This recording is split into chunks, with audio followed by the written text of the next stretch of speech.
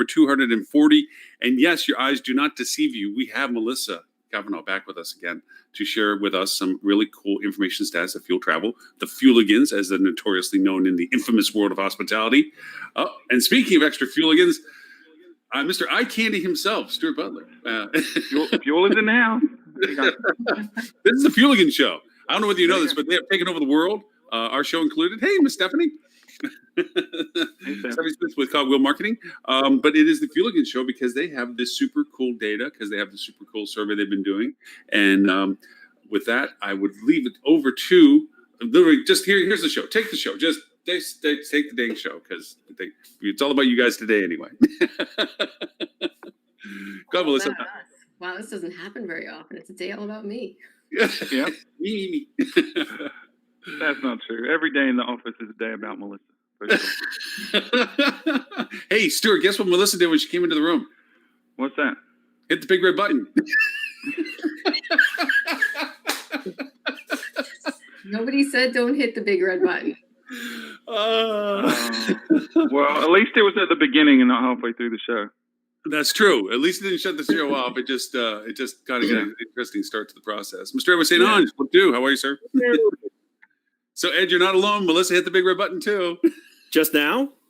Yeah, to start it, when she came into the room early on, like 5 minutes before the show would start. All of a sudden, the show, I turned around, it's like the show's starting. I'm like, what? Huh? That's amazing. Yeah. I love it. You are the first to start the show, but many people have ended the show. Yes. Sure. See, you had to be unique. I've done it twice. You did the one thing somebody else hasn't done yet, which was false start the show. So, yeah. Yeah. If you're going to come in big. That's a 5-yard penalty. Go big or go. Hey, Tris. Hey guys, how you doing? Good. Happy Well, Friday. now you have to make up for it now, Melissa. Oh boy, pressure's on. That's easy. on. So, Heat is on. what cool super news do you have now? The new results you guys got, 2 days ago? Yeah, it's been a couple days. We're on episode 4 of this survey. So this is now a month and a half in after the first one was sent out. And it's a lot of good news. Good news. No. There's no way. I know. I'm supposed to be like every other news outlet and pretend the world is coming to an end. Gloom, death, destruction. Yes. In fact, that's just not true. Just not true. So first of all, Well, it's not true for leisure travel. yeah, fine. In my world, it's not true. How about that? Right. So in our office, we call, Melissa's last name is Cavanaugh, but we often call her Melissa Caveat because almost everything she says, there's a caveat there hidden somewhere. So the caveat today is that we're really talking about leisure travel.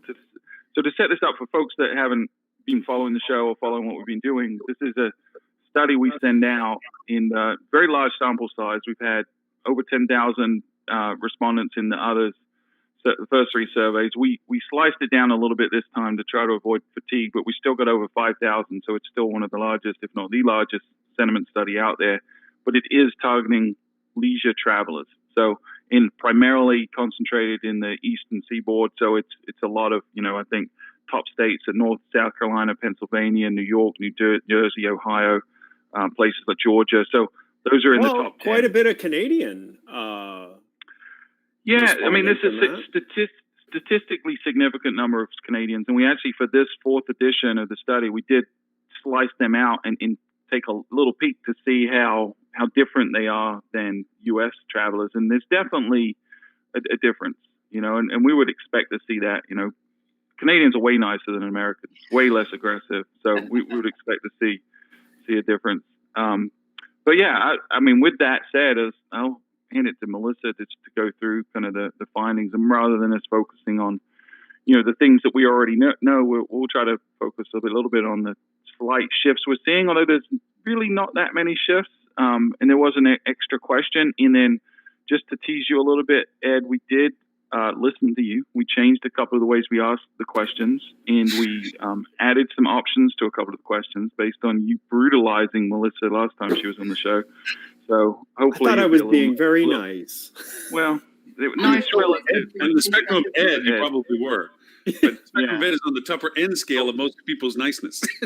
It's a relative thing. Yeah. So, but we did, we're all always about feedback and looking to improve. That's the Fueligan way. So we definitely took some of that feedback and applied it to this version. So you want to take it away, Melissa?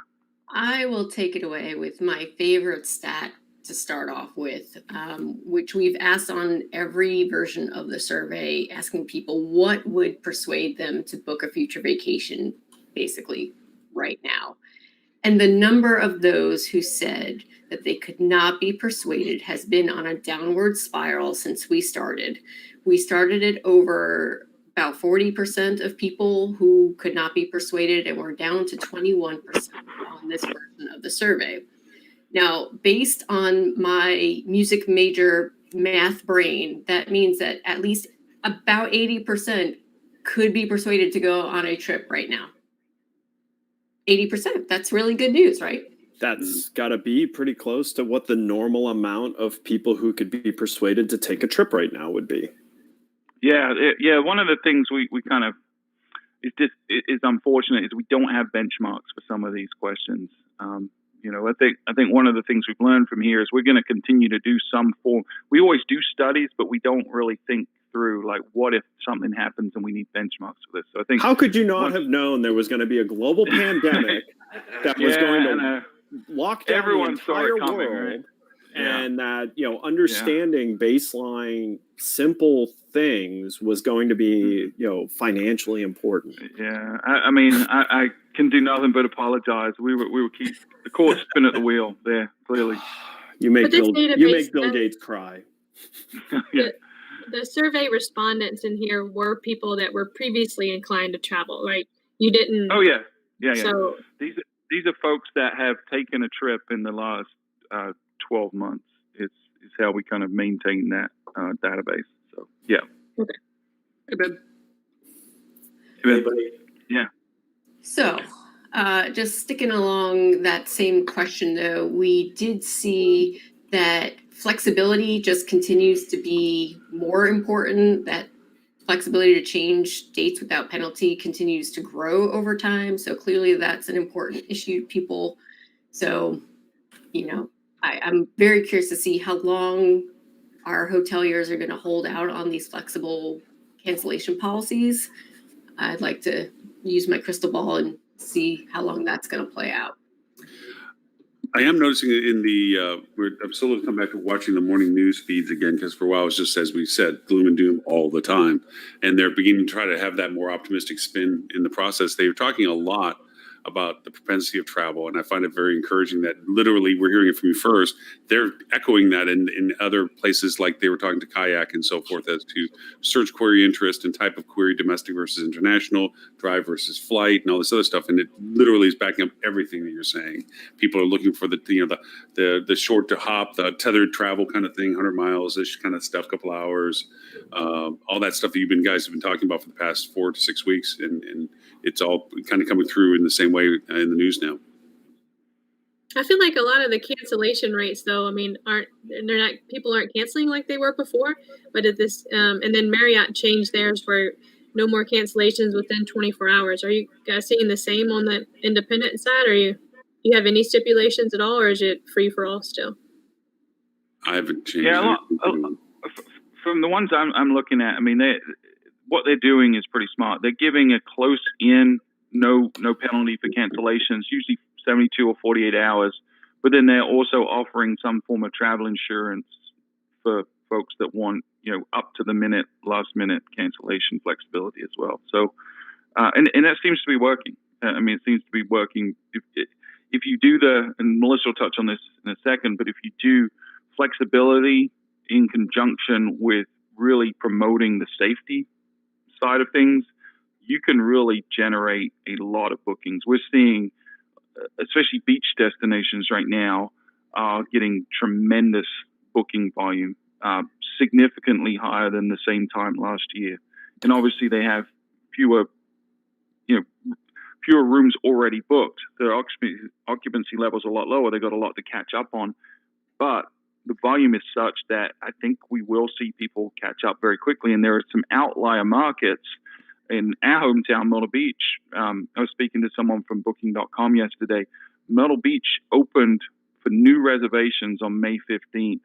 In the first weekend that it was open, hotels were at 95% occupied. This coming weekend, they're probably going to be 100% occupied, and we're projecting they'll probably be full every weekend through at least Father's Day, maybe a little bit. But people are ready to travel if you give them the flexibility. And it's not a rate thing, because a lot of folks wanted to try to slow it down because they weren't quite ready for 85, 95% occupancy, so they didn't have the staffing. And even jacking the rates and adding 3-night minimums did not stop people coming. So there's this pent-up demand that is real. And as you see from the data, 20% of people are saying they're not willing to travel right now. Well, the 80% that are, and especially as you go younger in the demographics, I mean, they're not only are they ready, but they're actually doing it. They're traveling right now. Well, so and you're competing with less. They don't have as many options in travel as they normally would. They can't go international. So even though you may have lost international travel, some of that's going to be replaced by the fact that, you know, your domestic can't travel internationally. There's no cruise competition for the short term. You know, so there's a lot less competing right now for available short-term travel. That can be a huge benefit. And kind of mimicking or echoing what you said, I was actually speaking to a prospect yesterday that they just opened up. They just opened up a week and a half ago from being closed. They're in North Carolina on the beach. And they in the week and a half that they've opened back up and have taken reservations, have gotten such an influx that they're now only 2% behind on the year for reservations. That's insane. It's crazy. And to your point, it's different, right? It's not necessarily the same audience that you would typically see, because folks do have a limited choice, and they are less likely to travel further. They're a lot more likely to drive 2 or 3 hours, which we'll talk about in a second. So you really need to rethink your playbook as you're switching on your advertising, which if you're primarily a leisure destination, you absolutely should have your advertising back on right now. If you don't, then you're waiting too long, because the demand is right there. And we saw the surge begin to pick up momentum right before opening the doors here in Myrtle Beach. So get your advertising back on. But man, you've got to be ready for this. And you can't just switch on the same ad campaigns from last year. You've got to really think through, okay, who should I be targeting now? Who is going to be traveling? Where am I going to get them from? Because just switching on the old campaigns is going to be wasting money at a time when you can't afford to waste money. I can give you an example of that it just was an inspirational thing because of being in Florida right now. I never considered the stranded snowbird. You know, I took for granted the people that were because I live in a retirement area. You know, there's a lot of people that come down seasonally, obviously, and they extended their stay because of lack of or concern of their travel capabilities getting back up to their home towns. Plus, also, if you're going to get stranded somewhere, why not down here instead of back up there? Especially with Northeast with the densities and everything else and the hotspots. So they delayed their travel back. Now their questions are, who can I trust to travel back and stay at? I'm not going to stay at the XYZ roadside hotel anymore. Who do I want to stay with? And so I have some branded hotels that are kind of between A and C, you know, that they're kind of the intermediary places. And literally by just targeting Florida as a market for a place for them to get to in transient to northern cities like Detroit, Cincinnati, Chicago, so forth, places where people are going back to, great pickup on conversion from those because they trust the Hilton, the IHG, the Marriott, Best Western, La Quinta a little bit, but more so the fact that they're not staying at the, I don't know what it usually is kind of place next to the sun. I'm not going to be bad on names, but it's picking up some traffic. It's picking up good conversions where they're like, good, I'll stay there, you know, because you got the new ways of doing things, the cleaning policies and so forth that are more enforced by the brands than some other brands. So, So the only thing I picked up from what you said there, Lauren, is that you live in a retirement area, and I didn't think you were retired. Well, mentally, I'm out to lunch all day, but you know, you can't say you've been drinking all day if you don't start in the morning, and you got to make sure you make some for lunches and breaks and you know that kind of stuff. So yeah, margarita time. That's my time schedule. And here's one thing, because I think it's important that you touched on it. Right now, because the biggest motivator is not price, we're seeing that people are willing to spend a little bit more for the reassurance and the trust in the feeling of safety. So, I think some folks weren't quite ready in the markets that are coming back and had dropped their rate, and they left a lot of opportunity for revenue on the table. So I really would urge everyone to be really cautious in be managing rates in real time, because we saw something that in the 20 years I've been in this industry I've never seen before. We went from 40% occupied on a Friday morning to 95% occupied that night and 100% occupied this Saturday. So within a 24-hour period, 2 days went from 40% to 100% occupied, which is such a tidal wave of demand that if you were there sleeping at the wheel and you had rates and you were only looking them every day or every couple of days, you lost your shirt. And now we've got folks, because they were real time looking at their rates and their demand, were able to yield up to a point where they were getting July 4th rates for last weekend. A weekend in May when apparently no one's traveling, they were getting July 4th rates and filling up with restrictions. Can you imagine what the Keys are going to be like June 1st when they open up? Because the normal life of the Florida Keys was 48% of the people were walk-ins every day of the week. I mean, just you could be looking at half occupancy by the end of the night. You're sold out because walk-ins were so prominent, because people had this mental thought of there must be an infinite amount of inventory in the Keys because that's what they do. And so you would always have people who just fill up half your hotel by walking in that night. You can imagine it literally will be like lights on, boom, June 1st, 100% occupancy. Mm-hmm. Everybody's going to come back. The walk-ins are still are happening a lot more now than they were before. I think because people they feel like they have the control, so they're more comfortable doing that where they may not have been before. But I don't have that.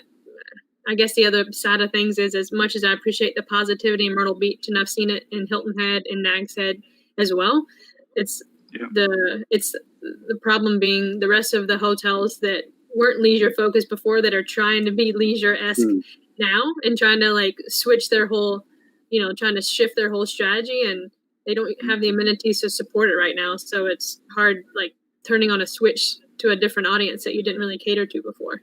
Right. Yep. Very, very true. But one thing I did notice out of the news conversation today, they were talking about that destination resort travel is the third highest interest category, according to what Kayak was saying, in comparison to what people's choices of travel interests were. Yeah, I got to see some. I probably shouldn't say, but I will. I'll beg forgiveness. But I saw the top 10 demand destinations from Booking.com yesterday. And it was almost all beach destinations, folks. And this is in the country and in the world. Myrtle Beach, literally right now, is number 2 in the world in terms of booking pace over the last 7 days. Wow! Behind Dubai, right? So Dubai's the only place that's booking faster than Myrtle Beach right now. Others in the top 10 were like Panama City Beach, Ocean City, Maryland. So it really is those beach destinations. Miami Beach was on there.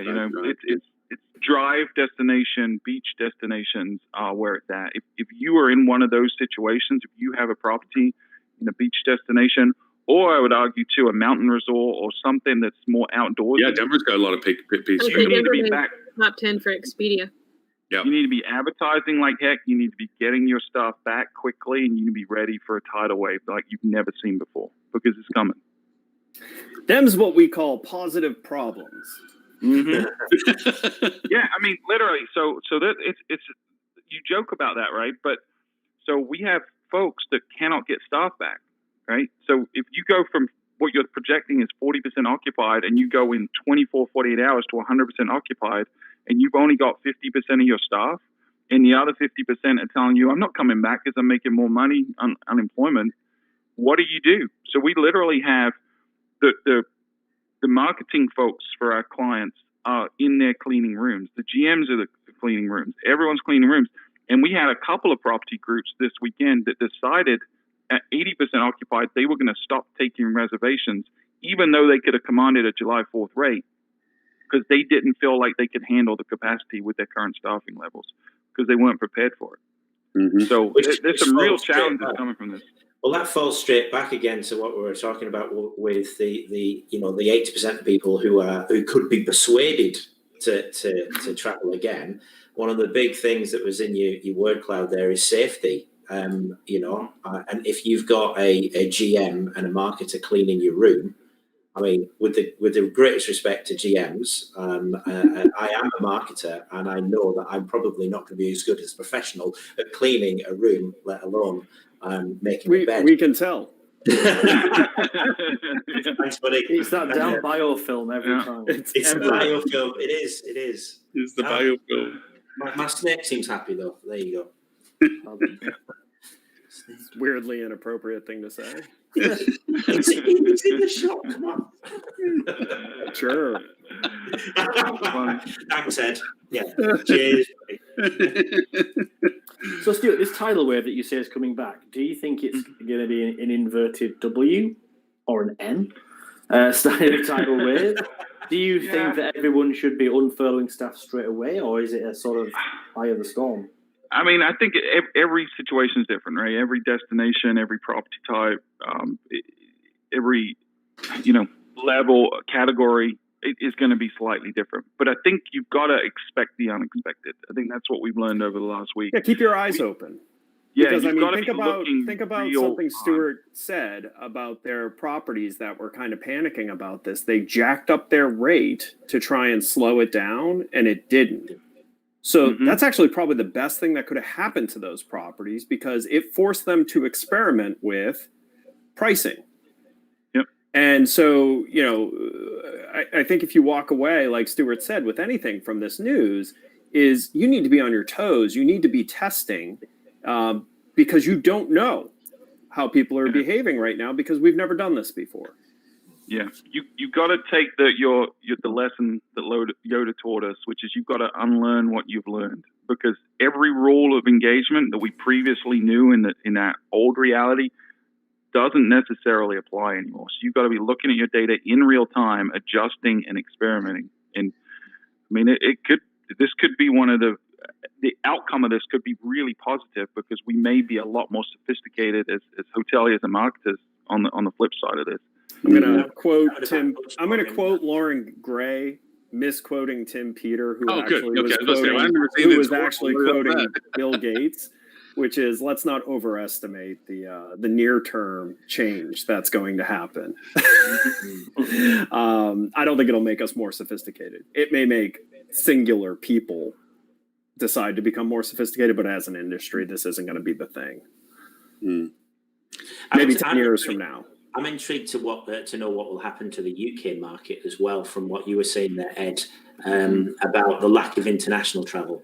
As Stuart and Ben will attest, us Brits, if we're going to go on vacation, we're not typically going to go in the UK, because let's be honest, there's no sun here ever. So we're going for, if we're wanting a beach, exactly, yeah. If we're wanting a beach, it isn't going to be in our country. Now that's gone. Certainly for the near future, probably for this summer, I would imagine. Because even if the likes of Spain, Greece, Italy, or whoever do open up the doors, and there isn't a 14-day self-isolation period, I don't know how confident travellers are going to be to go to another country. Maybe a drive market. It can be similar sentiment here. So we might have the biggest boom in the UK market, the UK hotel market, that we've seen in a long while, even if it's only for a very short period of time over these couple of months. If the sentiment is happening over in the US there, and we follow suit, but we are a little bit behind because we're still in lockdown. So you can look at some of that, Chris. I've been using, on top of the amazing data point that is the fuel sentiment study, I've also been using a sentiment study from Global Web Index that is a bit more of a global sampling study. It's 17 countries, just over 15,500 respondents. And that does some breakdowns in consumer sentiment by its concentrations, and UK is one of them. So that is definitely worth going and looking at. to see, and you can see there's some definite parallels between what Fuel is seeing with their base versus what other parts of the world are thinking. And actually, it also mirrors something that Stuart had talked about on the last program, which is this idea of a sliding bell curve. So Stuart was kind enough, because I was speaking with HSMAIs in Canada, to filter for me the Fuel responses by the Canadian people who responded. And if you look, their bell curve is just a little bit further out than ours, than how US travelers are talking. But it wasn't substantially further out. It was maybe a 2-month lag bell curve, but it was the same bell curve. It was the same exact amount of demand, happening just further out. So, there is definitely something to be said about the waves that are going to come in as different groups of people hit that point where they're either feeling safe and going to do it because of that, or they're just so burnt out on this whole thing that they're throwing some of their issues with safety out the window. Well, to your point, Tristan, I think a lot of Stuart's people that were responding were a lot on the East Coast, and I would wonder if the same sentiment applies to the West Coast. I don't have data to support it, but I do feel the West Coast has been operating just a little bit differently in terms of the pandemic versus the East Coast, especially the Southeast. For sure. Yeah. I don't know if the survey necessarily speaks to the whole United States either. I imagine you're probably right there, especially if we're seeing Myrtle Beach at number 2, in the fastest rising charts. You'd expect to see other places in there as well as it changes. But I think, again, to both Stephanie and Ed's point there, you can see this wave effect, because I think I was reading in the news recently that Brazil seems to be on the rise in terms of COVID-19 cases. So it's almost that they're at the start of their problems. They surpassed the United States in the sense of cases being, they're the next major country hotspot. Yeah, there's a question whether South America is going to be that next pandemic hotspot, whereas you've got like China's, they've come out of it by the sounds of it. If you listen to all of the news that's happened there, and then obviously Italy as well, they've been a couple of weeks ahead. Then the US has been slightly different. The UK, it seems to be hopping around a little bit. Then it's going to be interesting to see whether there's any learnings that we can take for this. I'd be really interested to know specific information from China. Because I know they're up at around, or when I checked last week, they were around 50, 55, 60% occupancy levels just in general. But I haven't seen anything come out where there's been this massive influx. But I think there's a big cultural difference, right? And I think the U.S.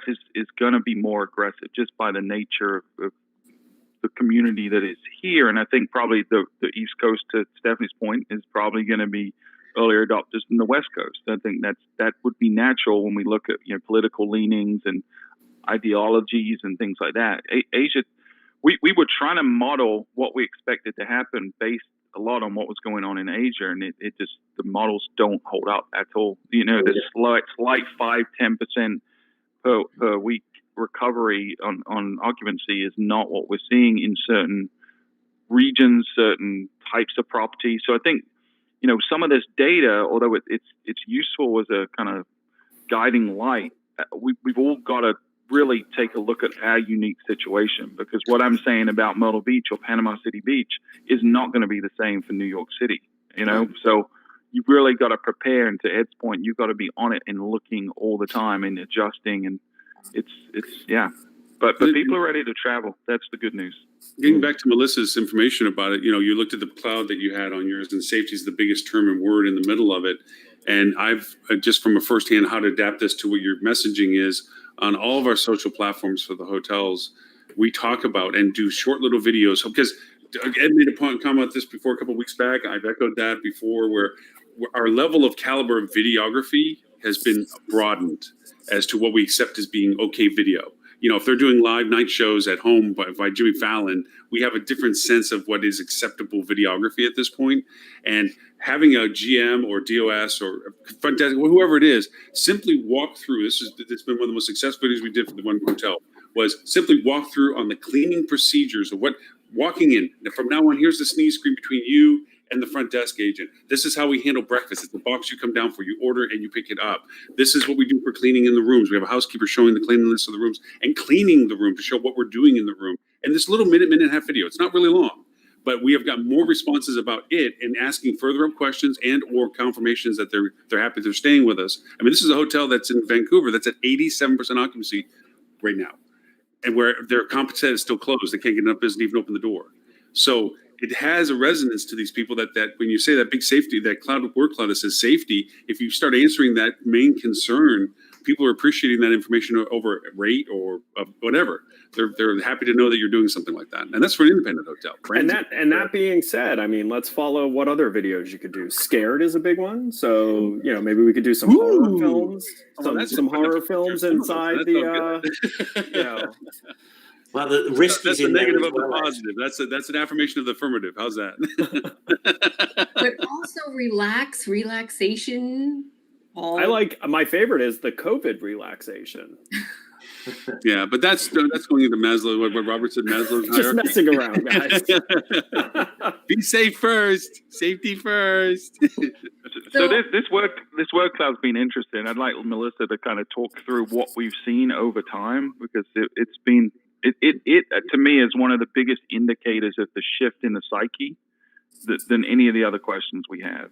So you want to kind of talk us through that, Melissa? I will, but I'm going to backtrack for 1 second and just talk about safety for a minute, because that was one of the questions we asked, is what people want to hear from hotels on these topics. And safety is number one. They want to know what the property is doing to protect their guests. Over 60% want to know this information, and that has grown on every consecutive survey. We started at 53%, went up to 58%. We're now at 61% of people that want to hear about what the property is doing to protect guests. And what's interesting, it's more popular than packages and specials. Right, which is what's really interesting is if you look back 6 weeks ago when we started this, that wasn't the case. Pricing was higher than safety. So, but people weren't ready to travel, right? So this is an indicator of their state of mind has shifted. At the time, they weren't really thinking, I'm going to travel next week or next month. They were thinking sometime in the future, I'm going to travel, and price is the most important thing when I travel. That's the normal characteristic. But as this thing's unfolded, and as now they're getting closer to, we're down to brass tacks of, all right, I'm going to travel. What do I need to think about? Safety has trumped price. And that's a really important insight, I think, in terms of your strategy, your marketing strategy, and your price point. Yeah, your messaging, your pricing, you need to keep that in mind. So keep going, Melissa. Talk about the All right, so talking about the word cloud. So yes, safety is and has been since our first survey has been up front and center, no doubt. Scary has been second and a very big word as well. Scary is starting to shrink in small quantities.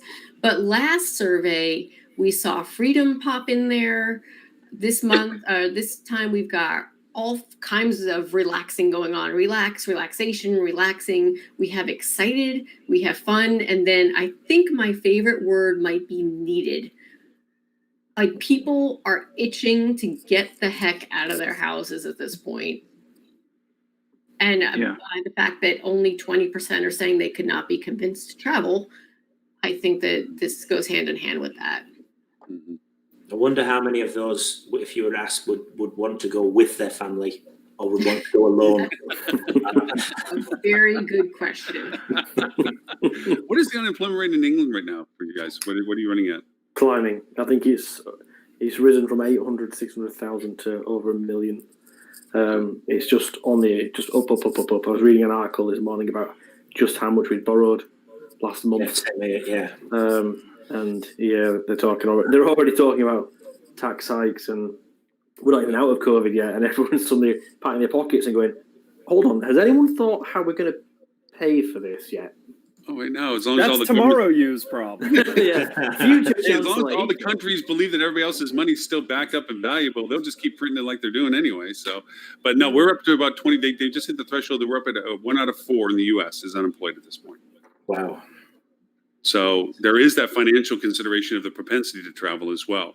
And I think, Stuart, you made it very abundantly clear in the reading, Melissa, I'll point to Melissa rather than Stuart, that, the lower income people have that higher willingness or desire to just spend the money that's necessary for them to travel, because they look at the money that they're getting from unemployment or whatever as a bit of a windfall. I love that stat that you put out of that. You've been keeping track of that pretty consistently. Yeah, so on this round of the survey, we didn't see this last round, but on this round, and that I think indicates to me that yes, unemployment is higher, but a higher percentage of people on the lower income scale were willing to spend their stimulus money on a vacation than the higher income brackets. I think It was some only of a my couple of GMs percentage did vouch points, for that. but- Some of my GMs have been complaining about it's not the clientele that they normally get at the hotel. Yeah, and I would agree with that. When we look at the folks that are getting bookings, it tends to be a younger crowd in a lower income level crowd that are coming for sure. Those I are the feel like I first people said that was going to travel. happen. Mm-hmm. I kind of feel Yeah, like no, a couple of weeks it is. ago, I said, hey, we're going to see a traveler we don't normally see at first because they have more money in their pocket than they've had at any point in their life, and they're going to take their once-in-a-lifetime trip. And that's exactly what's happening. This is not a traveler you normally see in mass. Well, there's a lot of compelling factors for that, though. They're also the ones that were taken. Their life was most uprooted. The college graduates that didn't get to graduate traditionally, the young people that went to start their life that didn't start traditionally. They're owed. They're due. They got stuck. And no matter what hybrid ways we try to address, congratulations anyway, it's not the same. And they lost their summer vacation. They lost their spring break. They lost all the things that were traditional to their life cycle at that time. And they want to get the heck out of Dodge and enjoy what they didn't get to do before. And they're going to either get money, find money, or have money from being unemployed. And also, they're the ones that, when you look at the what is the term for the essential worker? Most of the essential workforce was the lower income force. Not a lot of essential force was the higher income force. Those were the ones who were furloughed mostly. And I don't really have a strong stat to say that I can point to that, but based just on metrics of who I talk to versus what they're doing, I got one renter of a rental house that is a hydraulic worker, and he's been up to above his head in work requirement. And then I got somebody else that's a high-end executive that got furloughed as soon as the company got a whiff that they were going to lose money. So, these people have been working, they've been stressed out, they want to get away. So there's probably a lot of mitigating factors to that age categorization that's going to drive them to say, as soon as they get the break, they want the break, they want to go take advantage of the break while they still can't have the money to do so. Yeah, and I will say too that there are some consequences to that, right? And we've seen that in the markets where we've seen this tidal wave hit, because it tends to be this younger crowd. In a lot of them are, like you said, college kids or even high school graduates that feel like their high school final year was cheated from them. There's some behavioral challenges, and especially when they're congregating en masse. Like, very few people were following social distancing. Very few were wearing face masks. There was a lot of kind of ad hoc congregations in abandoned parking lots and closed businesses. So if there's a restaurant in your town and it isn't currently open, but it has a parking lot, there were groups of young folks gravitating to those areas and having a good time. And that comes with some consequences. And in some cases that escalated to something a little more serious, and law enforcement were involved. But I would say if you're in those situations where you may get this tidal wave coming, make sure you've got appropriate security to deal with any kind of incidents. Make sure that you're communicating with local law enforcement in your city to make sure that they're prepared for this potential issue. Because candidly, some of the destinations we work with, they weren't ready, and they got caught with their pants down in law enforcement and other typical groups that are going to help keep things fun and where they should be, weren't ready for a jump from 40% to 100% occupancy in 24 hours. And fortunately for those destinations where that happened, there were so many of them that the national news didn't pick up any of it. Right, exactly. Yeah, it So they wasn't got isolated lucky. to one destination. There was- was a pattern of this in a lot of areas. So. Yeah, and It's so going to be especially more difficult given the fact that your hotel as well is potentially going to be understaffed and your GM is doing 1,000,001 jobs, as is everybody else. It's just Yeah. Darlene, You're going to unfurlough as your security guard. yeah. Darlene asked, based on a previous thing we're talking about, to your current point, any insights into demand for limited service properties versus full or luxury hotels? I think the data supports a lot of the extended stay at least have done a fair amount better. And at least from what I see, the limited service are going to be able to bounce back quicker. And we're talking about non-beach, non-leisure destinations. Yeah, that we're is a gonna- category that we've seen really do well. Well, not well, but relatively well over the last 6 weeks has been extended stay. They seem to be holding their own in terms of the demand. The types of folks that are going to use those for extended periods as almost as a permanent, semi-permanent home have needed it. So even though things like construction in certain areas, which drives some of that, and business travel isn't there, there's the residential side of extended stay that's done okay. And I think we will see, some of those lower end categories come back fairly quickly. Mm-hmm. And for also some because a lot of the full service hotels, at least in downtown city markets, are closed right now. Most of those big box hotels, I mean, there's the inventory isn't in those downtown markets right now. That's well, and I Sure. wonder, I was talking about this with some others this week, and I wonder what is going to happen with these, super big box convention hotels in markets where there's 3 or 4 of them near each other. Are they all going to open? Because in most cases, those types of hotels are owned by, REITs or hedge funds or things like that. The types of businesses that, at least some of them are going to make the decision to lose less money by not opening it because, you think about downtown Atlanta where you have 4 big box, giant behemoth hotels that really only exist for the purpose of housing the people coming to the convention center and, that type of travel. How are you going to open all 4? You really can't. So are some of these REITs and hedge funds going to just not open to cut how much they lose? Because the market, I mean, you can't fill that much inventory with just leisure in a market like Atlanta. Mm-hmm. or Seattle. Yeah, but going back to the limited service or extended stay ones, there was also the whole market of the stranded traveler.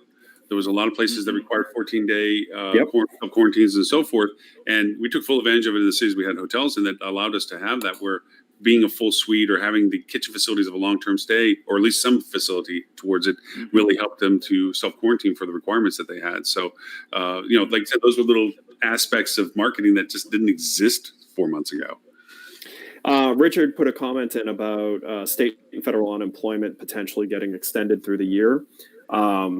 Yes, that is a topic right now, but alongside that is actually a qualifier is trying to be attached to that if your employer offers you your job back, that instantly invalidates your ability. Even if you don't want to go back, you will lose the unemployment, is what they're trying to work on.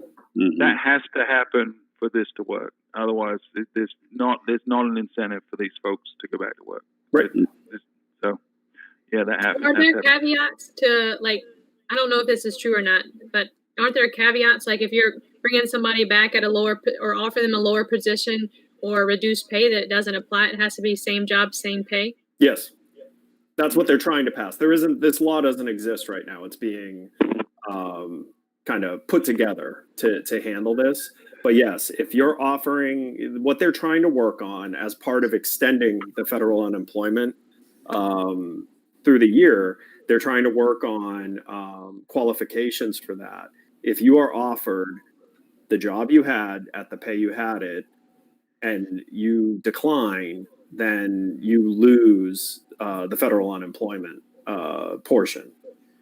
Is there I wonder if there'd be a time limit on that as well, because you've got government loans and grants coming back that may be enough to initially get people back, but in the hope that business will pick up. What happens if business doesn't pick up? Well, that would be a new event. That would be you getting laid off again. So really? Yeah, that's a secondary event. So because they're even talking about extending the benefit ability for the PPP to be spent longer than what the original duration of 2 months was, simply because it was so late that some people got it. Some businesses got it that they can't effectively actually spend it in the qualified time and would end up making it as a loan. So they're saying that they're going to look at extending the time period to potentially allow you to continue payroll. Which because right now you have a lot of ghost workers because everyone was brought back because they could be paid for a very short period of time, but there's no durability to how long they would stay afterwards. Yeah. Well, and the hope is that they're going to watch that, and if this continues to where these businesses are suffering, is another round of PPP for businesses who've already taken part, because they haven't exhausted this last round of PPP, which means during the first PPP, so many people getting money back. Well, the first PPP was not handled well. No. What do you mean? Big companies making tons of millions? What the heck? What are you talking about? It wasn't handled well. But even that you have to ask. If the government is restricting a business, regardless of what type of business it is, regardless of how profitable or who owns it, if the government is restricting that business from being able to operate, shouldn't the government be responsible for keeping that business together? I mean, this is one of those challenges. Like I look at what happened with Steak, what is it, Shake Shack and Ashford and all of these large entities that were owned by rich people. Their businesses were completely devastated by this. Should they have gotten it when they got it? No, I think you should have taken care of the small business first, but then opened up, because if you want the economy working correctly on the other side of this, you need all the businesses healthy. Regardless of if the business is owned by a rich person or a not rich person, you will feel it if that business disappears from the economy. If all of a sudden, Universal Studios just can't continue to operate, Orlando would feel the loss of that employer. That would economically damage Orlando for years. So at some point, the government is going to have to look at, if they're continuing to restrict the ability of business to operate, they will have to make that business whole. And trust me, if they don't, these big businesses are going to sue the government. It's true. And the government, let's not joke about what happened here. The government's picked the winners and losers in business here. Picking specific businesses and labeling them as essential when you could argue that they're no more essential than many other businesses, is definitely the narrative. If I was, going to sue the government for their behavior in this, that would be the narrative. Is each of these states personally picked their winners and losers, and in each state you can pick a specific business type that you absolutely know the only reason that business type was allowed was because of some political relationship. There was no reason to have that business open if the true reason was only essential businesses. So there are some challenges here. And let's not kid, everything the government's doing from a bailout perspective is because if they don't, you will have governments overthrown. This is the type of scale and threshold that if the governments don't do the right thing, these governments as we know them will come to an end, because the people will push back against this. I think in England, we're terribly too stiff upper lip to do that. That would be so just no. Indeed, it's not proper, Ed. It would not be proper. Well, yes. Well, and you guys know what it feels like to be on the receiving end of that. Too soon, Ed. Too soon. Too soon? Are we back again to the American government being overthrown? Everyone's coming back in again. Are we there? Is that what it is? Wouldn't it a joke that the fight Tesla's gotten into with California? Tesla's not wrong. And so at what point, how many businesses need to do like what Tesla has threatened to do, to where a state is permanently financially damaged by what happens from it? Because I'm not talking about the federal government. I'm talking about the state government. Yeah, and in some cases, city level governments are making restrictions beyond the state level, which I've heard rumblings of lawsuits at the city level too. Yep. So it's all levels of government. For sure. Yeah, so here in Naples, Florida, down south of us in Naples, Florida, Naples opened up its beaches, and Medium closed it the same day, that evening, because everybody from Miami, being the hotspot it was, traveled over and buried the beaches over here because they had to get out of town. So then, and this is the part that concerns me, anybody with a New York license plate couldn't park. So it was one of these, well, wait a minute, now it haunts itself as, well, I don't drive with the right car, so I can't stay. I'm not from the right place, I can't come there. It's a slippery slope to discrimination. It is a real slippery slope to start saying you're not welcome because you don't live here. They still enforce the fact that you had to show your driver's license to park in public parking. Public parking, you had to show that you were a resident. And that bothers me because it's like, it's a public place, not public just to the people that are paying the localized taxes. It's public for everybody that it should be able to come over to it. Granted, if you can't control the crowds or the crowds create risk, then you have the authority to close the place down. But I mean, I'll give you another angle on that. And this is, the unprecedented, can we bingo card? I used it. Oh, that's a tough one. The unprecedented time we're in, you really have to question the handling of the initial lockdown of New York, because they didn't really lock it down. They allowed so many New Yorkers to leave. And if you look at the flight routes of all those flights going out and then draw a radius, you will see those are the hotspots of every state for COVID breakout. So they didn't actually lock it down. They just kind of did like, hey, don't be near each other. And that was incorrect. Florida has half of its cases are originating from infection that came from New York. Well, the interesting thing that's going to come from this is the potential second wave. Because if you listen to the top official from the World Health Organization in Europe, he's saying that as we get into winter and we have other infectious diseases come out, your cold and flu season, that we could see a resurgence. Or he believes there's going to be a very strong resurgence in COVID-19 cases. I mean, he's talking about Europe here, but this is a global pandemic. So it's going to be very interesting to see if we do see a resurgence in this, and touch wood, I pray that we don't.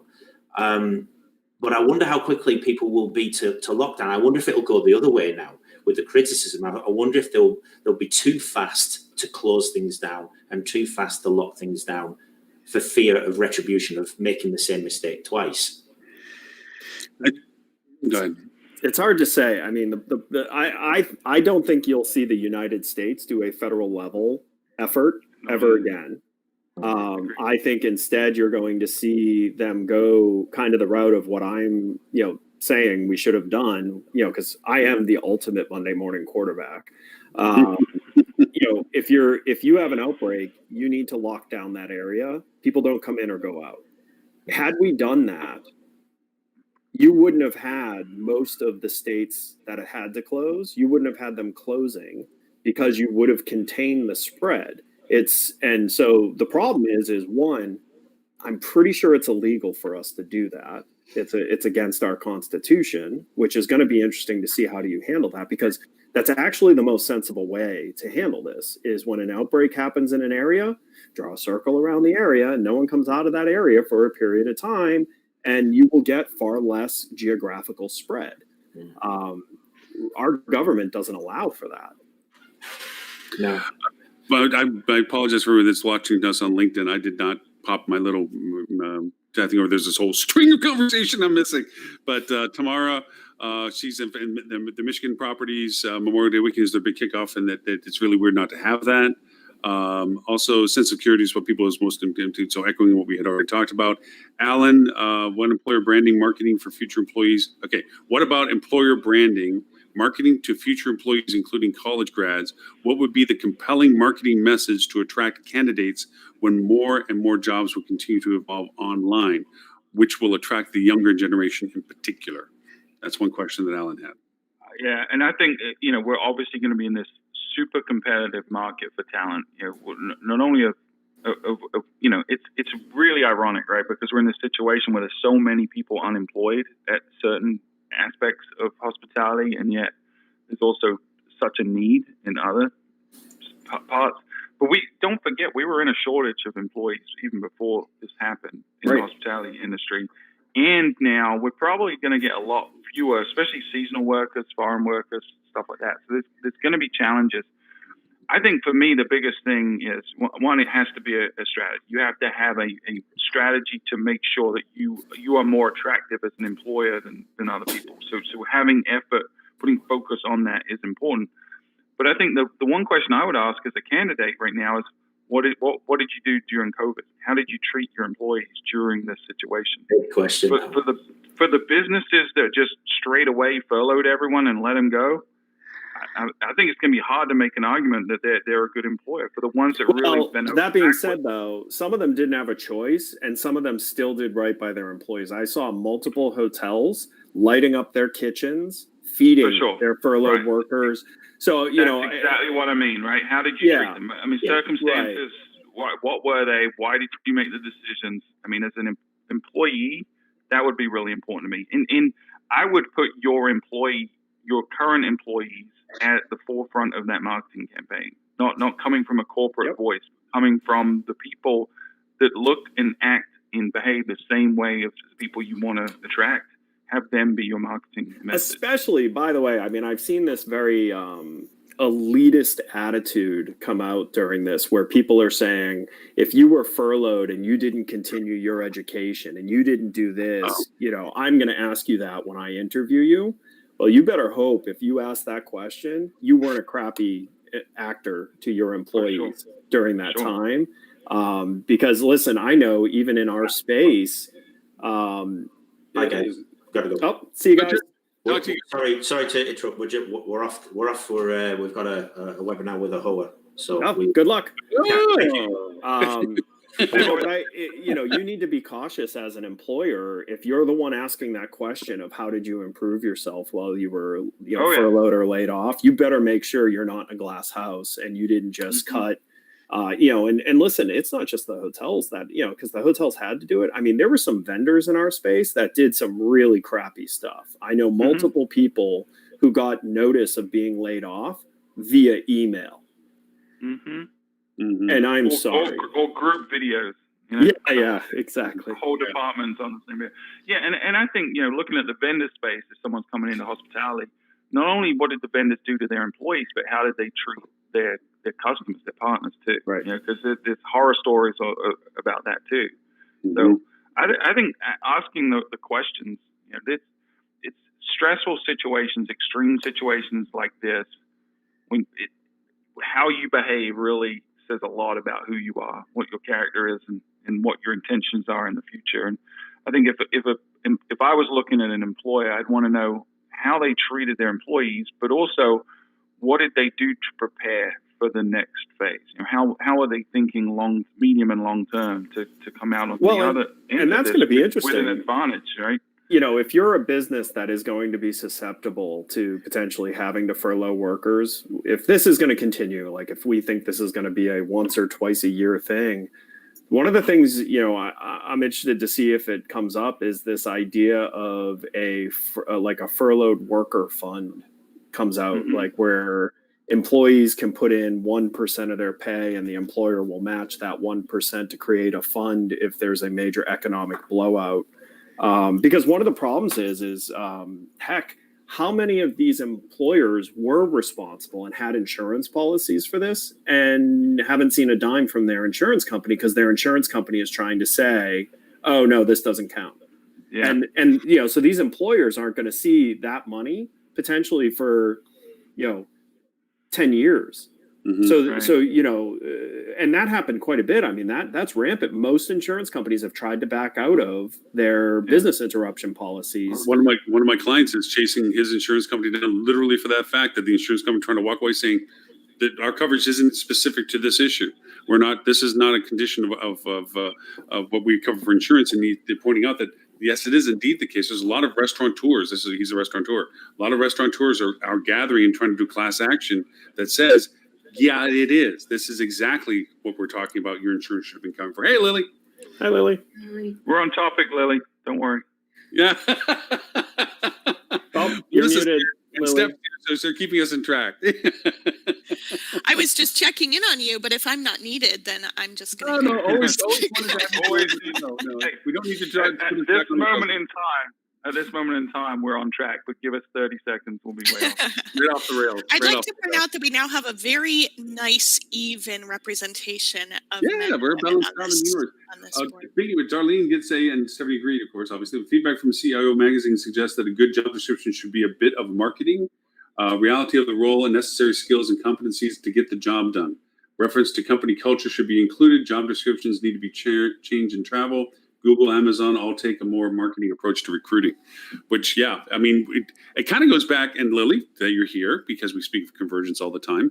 This is a blending of skill sets, that you're not just walking in with a siloed, I do this thing, I only do this thing, and this is the thing I do, but rather I can do these things and I know how all the other things interact with it as well. So it does broaden the perspective of your capabilities by knowing the functionality. So, yeah, I think that blending is going to be a part. Yeah. And I think too, Go ahead, Lily. You're brand new to the show today. I was just going to say that it really also requires when they talk about marketing, I view that as sort of like an inspiration point, right? Like not to the point where it feels really hokey, but how do I feel like I'm going to contribute something? Because especially as the majority of workforce is still millennial right now, that's out there and kind of seeking these types of jobs, they really have a need to have a purpose. So it's great to tie the job description back to how this is going to positively impact the company and how it's going to positively impact your career and what they're going to do to make sure that this is a launching pad for the next step in your career. That's something that we've always done. Like, where do you want to eventually be and how can we help you get there? We don't shy away from the fact that realistically, people are not going to work with us for the rest of their lives, but we actually have way lower turnover when we focus on where they want to go after this company than we do if we just focus on please stay, don't go anywhere. Or you could take Stuart's route and just lay out a series of beers and time how quickly they can chug them. See, now somehow me coming onto the show threw us off topic, and I'm not sure how that happened. No, I think Melissa can attest to this. Isn't it you're supposed to beat Stuart at drinking the beer? Like it's a race that if you can beat him drinking the beer, you get the gig. But if you can't beat him drinking the beer, Stuart is way too competitive and he holds grudges when he loses. So no.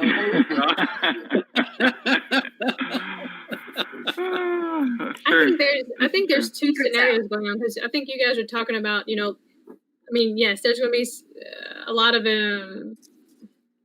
there are different levels of employees that are out of work right now. And maybe I'm only speaking from experience because my husband his job has been eliminated and he hasn't had an interview for like a real job in like 10 years. So it's a whole new world for him. And, as many jobs as he's applied for, like most of them, he gets like absolutely zero response, not even a like, thanks, have a nice day. It's mostly like just radio silence. So I think there's some ownership on both sides that, I mean, yeah. Well, and we all know part of the issue is depending on where your rank and, career is, certain jobs, even though they get listed, that's not the way that job is going to get awarded. And I actually had to help my sister through this after she spent way too long as a senior person at Hewlett Packard. When she wanted to start looking for a job, she foolishly was applying for jobs of that level. And I pointed out to her, that's HR. You're not going to, above a certain level, HR is not going to end up finding the candidate. It's going to be someone who knows someone. It's about networking at a certain point. That's how you're going to get your job. And I'll tell you what, like she took that to heart, networked like crazy. Her last 3 jobs, all were unlisted jobs that did not hit the market, did not hit HR. And it was someone she knew who basically created the job opportunity for her. I mean, and that is the challenge. Like, I have a list of people for any position that we may open moving forward, because they've personally reached out to me, and yes, they're great people, and so I don't need to go look. So above a certain point, HR is not going to be the ones that source a senior position. It just rarely happens that way. And I get it, but as somebody, my husband, who has dedicated his entire career to a specific brand and who didn't see this coming, it's heartbreaking. Sucks. Yeah. Well, because in the world of, it's not any fault of it at all. It's not like you can go and say this. The circumstance created itself, and you're sitting going, you did nothing wrong, and yet you find yourself on the bad side of that topic. It is, and that's the stress level of all this for a lot of people and that's where I think we're going to lose a lot of people from the industry that were really good in the industry, is that they're going to say, this is too unstable for me to continue on. Even if I went back to what I was doing before, what's to say this can't happen again? And because as an industry, we're probably one of the hardest hits, if not the hardest hit, when it came to the impact of this. How stable is it? I mean, I know a lot of bartenders that are now going to be insurance salesmen. Why? Because it's stable. It's not what they prefer to do. It's what they know they can do more consistently without having to have the trouble of thinking that next day they can't walk into a job. So. Has your husband tried applying for an internship at Cogwheel? I think the interview process would be You pretty would not make it on the payroll here.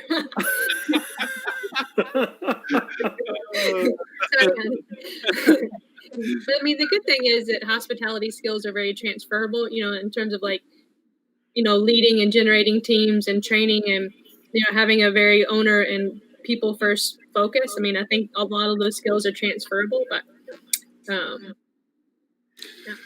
yeah, Darlene points out that superlatives in job descriptions are so last century, out of the box and so forth. There is going to be a reconstruct as to what we consider definitions of skills. What we say is usable in how the world moves forward kind of process to this. And again, to Ed's point that I always misquote all the time, we overestimate the first 2 years based on quoting Tim Bost and quoting Bill Gates. There is going to be this where does everybody land? Where does your husband land? Does he go and just find a bigger company that he can step back into and up to? As he change his profile as to what he wants to do? If the company wants him back, should they be able to be in the process of doing so? Does he want to go back? I mean, I'm talking to some people that I thought would never, ever consider leaving the hospitality industry, and they're considering it. Yeah. And these are well-established, well-known, excellent, talented people that they lost their heart right now. It's the motivation of what made it enjoyable isn't there right now for them. So yeah, there's going to be quite a change as to who does what and who actually comes back. And to what you're talking about, Melissa, earlier on about the business returning, who actually comes back to take care of the business? If you can't bring the skill sets back. And it's really interesting too, because I think, obviously I think in terms of revenue management a lot, and there are some really brilliant revenue managers out of work right now because of all the closures and things like that. So there's sort of we went from not enough talented revenue managers to meet the demand to sort of this glut of talented revenue managers. But I'm really curious to know how people are going to restructure. Are they now going to permanently put multiple properties under one person when they didn't previously? I've seen several companies suddenly decide that that's okay to do now, even though they were really against it in the past. And then we also see the fact that, honestly, if everybody reopens and everybody rehires, revenue managers may shift around, but the level of available talent technically has not changed. Right. So will the level of demand change? And will employers try to cheap out on these salaries for revenue managers because of the fact that there's a lot of candidates right now? Yeah, but the problem with that is you run the same risk of going with the cheapest plumber. Right. Oh, totally. I agree. I think it's a terrible idea. You're messing with something. Curious to know. That's because honestly, a lot of revenue managers were already being underpaid for the level of strategy that they're expected to deliver. Yeah, I think the other thing that might happen, Lily, in your circumstances, are some hotel management companies going to say, "I don't want the in-house burden anymore. Can I use, some third party so that I can ride out the fluctuations easier than having people in-house?" Is the other. Right. I Works mean, for me. honestly, I'm biased towards that idea. I have twice as many clients now than I had before I went into this process. Not all of them are active. I've lost a few on suspension for right now, but for the most part, I have twice as many clients for this because still somebody needs to know how to screw in the light bulb. They let go of their internal teams, they let go of their large third-party contracts, but they still need things done, and they like the flexibility of this is all I need, and after you've done that, I'll let you know if there's something else I need, rather than having to sign long commitments, large commitments, perpetual commitments, and it's fitting right now. And for me, it's been business is great, but as the world changes and turns going forward. Oh, Ed's on. Have all fun. Have a great weekend.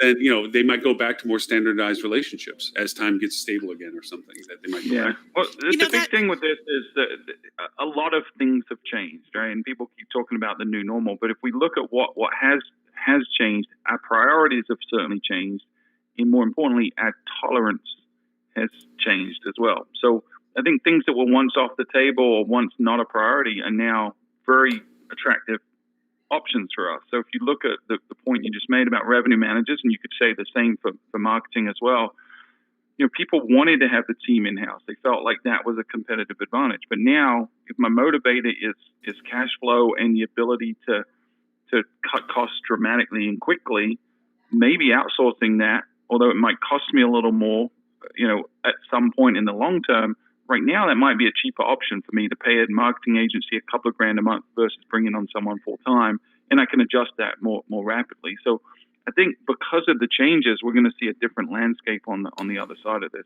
But my big fear is that because we are going to see folks float out of the industry, and there was already a shortage of talent, we're going to run back into that same shortage again.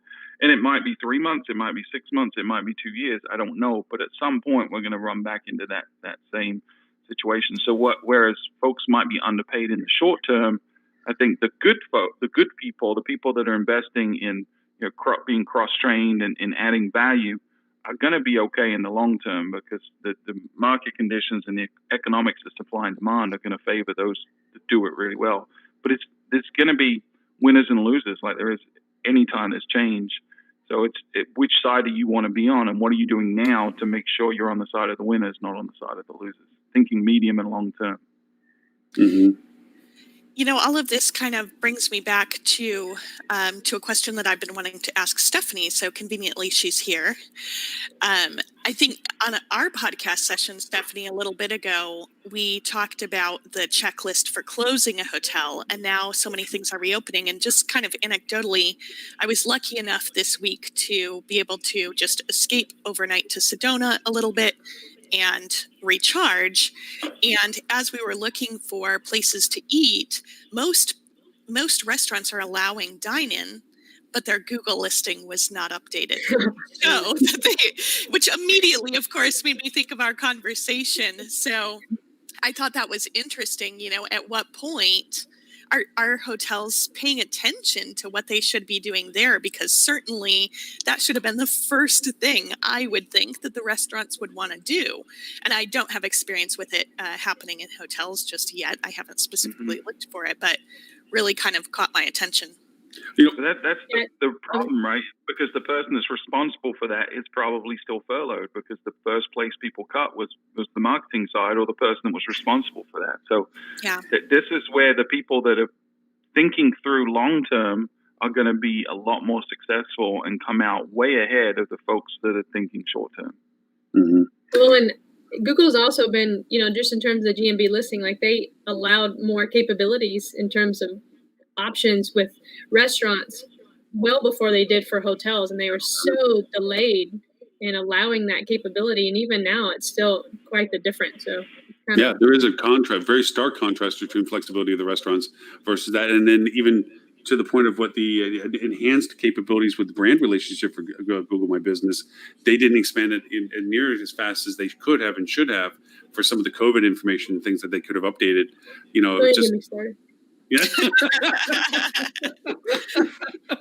It's frustrating because you're sitting there going, you need to let this go. But but by the same token, Google My Business quietly has really blown up as to what it's going to be capable of doing as we come through this, because it seems like with all of our distractions going on, the things that Google is adding to what it's able to be done, the marketing is able to be done, the targeting is able to be done. It's almost like creating a mirror to its PPC programs, but on a localized scaling capability.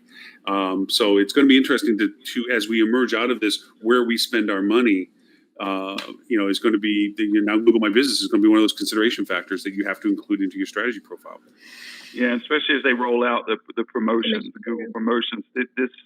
Google is smart. The one big winner out of all of this is going to be Google. If you look at what their market share was before and what it's going to be afterwards, I mean, they've taken a big chunk of hospitality revenue over if the only last some 8 weeks. agency had waved a red flag back in the day about Google's dominance factor growth. If only somebody had the foresight to see that Google was going to be the big 9,000-pound gorilla on top of the gorilla. I don't know. Yeah, and to be fair, it wasn't just us. It was a lot of folks, including Tim was probably the more vocal than us about how Google was scaring the big guys. But I mean, everything we predicted is happening. I hate to do it, but I'm going to bring up one of the articles that we're meant to be discussing today. But the Expedia CEO came out and laid out their plan for how they're going to tackle Google specifically, because they see it as a challenge. This is not even a Cold War anymore. This is a flat out war between the OTAs and Google right now. The hotels are innocent bystanders, but we're going to get screwed either way. Someone's going to get in a cookie jar. It's either the OTAs or Google. And it's going to be interesting. And it is interesting to note, and you brought it up before in earlier conversations, about how all the OTAs are kind of holding back before launching their ad campaigns because they want to make sure the inventory is available for them to sell. And now you have Airbnb doing the same thing, where they're in this latency factor as to when they're going to begin doing their marketing push again. Because they have to wait for certain municipalities and areas to actually open up for inventory to be sold. And then you also deal with they've let go a tremendous amount of their teams and so forth. So they actually have to come back up to speed on some of this stuff anyway. So there is this growth window of opportunity that, should you keep your marketing in place and exercise timeliness, you can capture a tremendous amount of market voice for yourself long before even your localized competitors come into the market. Why you should be advertising now. And a lot of people keep saying, well, OTAs always benefit from a downturn, which historically has been true. But if you look at what has caused, what the reason for the last downturns was, it didn't affect the OTAs as dramatically. But for 9/11, for example, the OTAs weren't as dominant. Right? They didn't have the revenue stream they needed to protect. They weren't as beholden to Wall Street as they are now. Right now, the OTAs are hurting as much as the hotels. They do not have the war chest to go out and spend their way out of this and advertise like they did after the last downturn. That's how they gained market share, is they advertise more than hotels, and they can't right now. They're actually going to advertise less, and you see Expedia coming out and saying, well, we're actually not going to compete against ourselves anymore. We're not going to be as invested in performance advertising anymore. They see this as an opportunity to get off of the drug that Wall Street's pushed them for growth every year on revenue, and the only way for them to do that was to spend more money with Google. So they're strategically pivoting and saying, we're not going to do that anymore. But at the same time, Google's saying, great, this just accelerates the plan we had all along to disintermediate you guys. So, it's, to me, I think Expedia, booking groups, they're going to come out as a stronger, healthier business in the long term, but their scope and their scale is going to be dramatically reduced. And our reliance as an industry is going to be reduced on them, but it's going to be replaced with Google. And I'll even throw into the fact, when you think about it in those terms, metasearch has been incredibly helpful right now because of the lack of strong cost competition right now. You're able to be well and present in your market if you chase down the right rabbit holes for all this. And even in the large terminologies, even if you're looking for the best downtown hotel, because it is still not as cheap as it was a couple of weeks ago, but it's still cheap to be able to show up for some very high level terms in your market. And have that front voice to it. So, part of the strategy that we talk about is that, we do this resending keywords as we try to show up for the highest level of keywords we can until we hit over a threshold of cost of acquisition. And then we pull back. It's like a retreating line. We pull back towards the next level of words that we're able to do. And then the next level until we get back into more standardized marketing, funnel marketing. But, be in front of the terms, because as people go through what you're showing in the survey of this discovery, I want to go someplace, they may not be making immediate conversion, but they do have immediate awareness because you're in the front of the view. So, was there any other numbers, Melissa, that we missed? Because I know you've been just nicely smiling, but I know you have all the information. Stuart's such a hog. He's such a camera hog. There are two questions that I do want to hit on. One is a new question that we hadn't asked before, and that is about the restaurants. So we wanted to find out, people are traveling, what are they going to do about their food choices? And not surprising, I certainly expected to see a higher propensity to eat outside versus inside, but I think that that's super key for hoteliers to be able to market. If they have an on-site restaurant and they have outdoor seating, they've got to be promoting the heck out of that. And overwhelmingly, people want to buy groceries and eat in their room. So again, those properties that have kitchens in their rooms, they should be promoting the heck out of those right now. Mm-hmm. That was a restaurant on Monday for the first time. It was awesome. So excited. No, I've not been out yet. That you bring up restaurants, right now there's this whole change in that industry as to what a restaurant means right now, because their channels of revenue have dramatically shifted because of the restriction of their internal capabilities of seating. There a lot of relaxation of liquor laws associated between the difference between a restaurant and a bar. Down here in Florida, bars are still not permitted to be open, but restaurants are, and strangely enough, restaurants are adapting their services to be more bar-esque in the sense that they're doing a lot of liquor. As long as there's a piece of food sitting in front of somebody, they can be served liquor. So, and bars are furious because they're losing all this business because they can't reopen. So now they're trying to do more food, but they can only do delivery and pickup because they can't truly open up for seating because they're designated as a bar still. So you have this polarity of that happening. Then you get these third-party companies that are just absolutely raping the revenue off of these companies.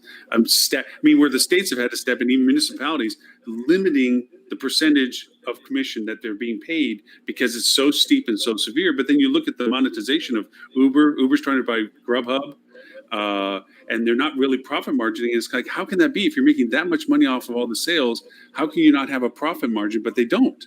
It's still all expense driven for them. So even though they look like they're the big bad guys, which they are, they're also as much of a victim to the process of the costs associated with doing what they're doing.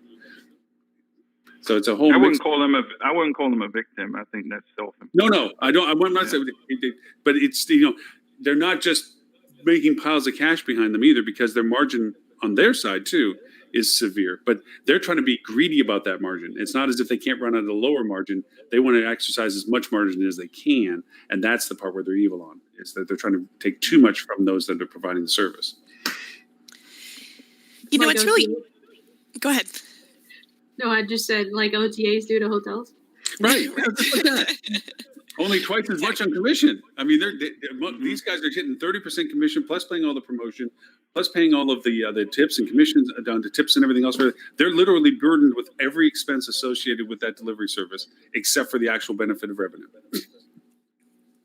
Yeah, I had an interesting conversation with a prospect this week, and we were just talking about how prior to this, their reliance on OTAs was in the 75% range, and they were looking at ways to reduce that. And it was interesting because they were talking about, and I think I'm right in that Expedia was the first to say everyone gets their money back, no questions for deposits and things like that, right? And then booking the day after followed it.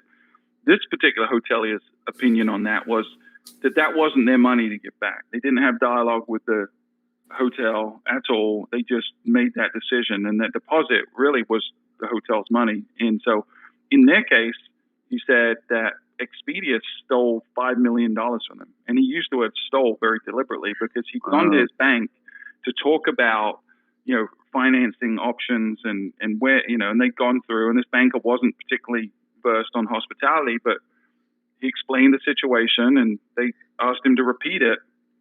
And when he'd gone through explaining the entire situation again, the banker looked at him and said, well, they stole your money.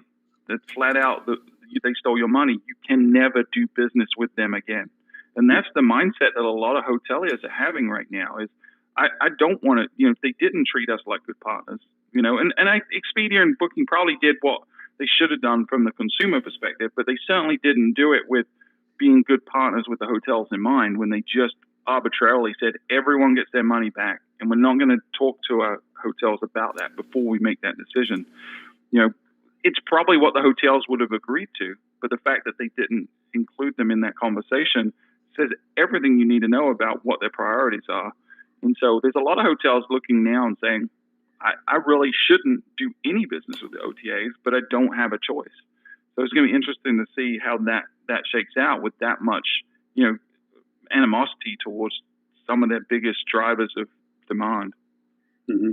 Walter in the chat, who joined us over from LinkedIn, by the way, because I ignored his comment earlier because I didn't see it. Sorry. I said, hey, join us on this side. Made an earlier comment that it's going to be a bottom-up restructuring, that they're probably going to invest more in the infrastructure from a bottom-up perspective as we restart the hotels. But he also made another comment to it that he's saying also the Marriott Bonvoy program will be the new norm. Rooms will be deep cleaning before then after the stay, but staff will not clean rooms daily, thus less housekeeping staff. Another example of bottom-up. Yes, and that's kind of going to the protocols of and highlighting the safety aspect right now. Is people want to know that stuff. They want to know that their safety, their insecurity of being put at risk is being addressed by who and where I stay, more so than just guessing at it. And just to add some anecdotal information from my little trip this week, I was speaking with the GM of the Arabella where we were staying, and she said that staffing is a real challenge for them right now. Granted, Sedona is not a market where, people who make a housekeeper level salary probably live. They probably have to drive in a ways. But even that being said, they're having trouble finding staff to handle their level of business because they're honestly selling out every weekend and hitting 50% on the weekdays right now in Sedona, just across the board. But I thought that was really interesting because even though we probably will see some of the bottom-up restructuring that Walter's talking about, there's definitely other hotels that are just struggling to get the staff because I think it was Lauren who made the point earlier, staff are sort of fleeing to other areas, be it retail or insurance or whatever those cases may be. They're kind of looking for something that they feel is a little bit more stable, which is reducing some of that workforce as well.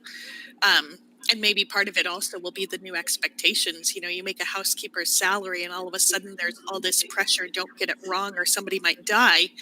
That's, more of like a healthcare level expectation. Will there be sort of an evolution in the way that housekeeping staff operates? Will they now be called sanitation experts instead of housekeepers? There's all these different things I think that go into it. And then on a separate note, I noticed that in the I Will Travel When word cloud, restaurants came up, and I would kind of anticipate that part of that is essentially what I went into it with. I went to Sedona knowing I needed to get away, but figured there'd be pretty much nothing to do. Oh no, that town is alive. There's plenty of restaurants open, there's activities, there's galleries, not all of them, but it was for sure a humming, for a Tuesday, a pretty humming area to be in. And I think that people may be concerned that they're like, okay, well, if I do travel, will there be anything for me to do? Yeah, and so on the employment side, we had a conversation before you jumped in about similar challenges in other destinations. And to reiterate that point from earlier, I think there's a lot of external pressures on that. Not only are people leaving the industry, not only are people on unemployment and making more money doing so than working right now, but we also have the fact that we're not going to get the students in and the part-time or the seasonal workers that we typically do going into the summer. So, the pool of people is significantly smaller. And what we're seeing is hotels are trying to adjust to that and trying to figure out, well, how can I operate a 400-unit hotel with half the number of housekeepers? And, does that mean that we have to centralize our laundry or outsource our laundry? Does it mean that we no longer offer daily housekeeping? But to your point, Lily, one of the really interesting things throughout this whole pandemic is the economics of it, right? So in any typical scenario, the laws of supply and demand and risk dictate certain things. So typically folks that are in jobs that are, there's fewer workers and there's more need for it. That's a supply and demand issue. Typically, those people will get paid more. People that are in higher risk jobs will typically get paid more, right? So if you look at grocery workers over this time, there's a handful of folks like Whole Foods that have said we'll pay people an extra $1 an hour. But these people are going from $8 or $9 an hour to $9 or $10 an hour. It's not like their money really jumps significantly, but they're being asked to do something which is incredibly risky compared to what it was 6 months ago. But economics didn't step in like it normally would in drive the cost up, which is really interesting. And I think housekeeping's another one which is going to be the same. We got real big need for it. So the demand for employees is really high, which would typically drive up the wages. Plus, it's become a lot more risky, which would normally drive up the wages. But it's probably not going to happen. This is a real unprecedented situation from an economic standpoint. And I think folks that can adapt to that and understand how to take advantage of that may come out on top. So how can I reduce the need, or how can I train these people in a way that they can make more money or become more valuable to me as a business? And unfortunately, some of that might end up in being passed through as cost to the traveler in terms of resort fees, like we're seeing in places like Vegas. But I think we're going to see a different paradigm on the other side of this than we did going into it related to that. Honestly, I think if people just increase their resort fees, travelers are just not going to go. I just don't see that working out for them. We need to make more money, so we're going to ask you to spend more money. Just because they need to is not a compelling enough reason for a traveler. And the restaurants are in the same situation at this point, though. Their food costs are escalating. They had the highest cost increase of food, grocery serviced food, in 30 days than it has been in the past 50 years, in the sense of cost supply value. At the same time that they're at the most narrowed margin profitability that they have, because they have restricted of seating, they have limitations, they have cost of service, of delivery service that we just talked about, and so forth. And the only way for them to go is the perfect storm. Hey, guess what? We can only take a quarter of you or half of you like we normally would, and we had to jack the prices up, and our service has gone down. Yay, we're doing good, Yeah. Well, I mean, that's what's going to happen in the hotel and the restaurant industry is prices are going to go up in level. The expectations are going to shift, right? Because we do expect more. Some people are going to be okay with that, but we'll have to find where that new equilibrium is. But I definitely expect people to be charging more because their costs are going up or their volume is going down. I mean, I can see, like, even before all this in Seattle, a lot of restaurants had an extra service charge. And did they call it a cost of living service charge? Because they said they couldn't pay their staff proper living wages.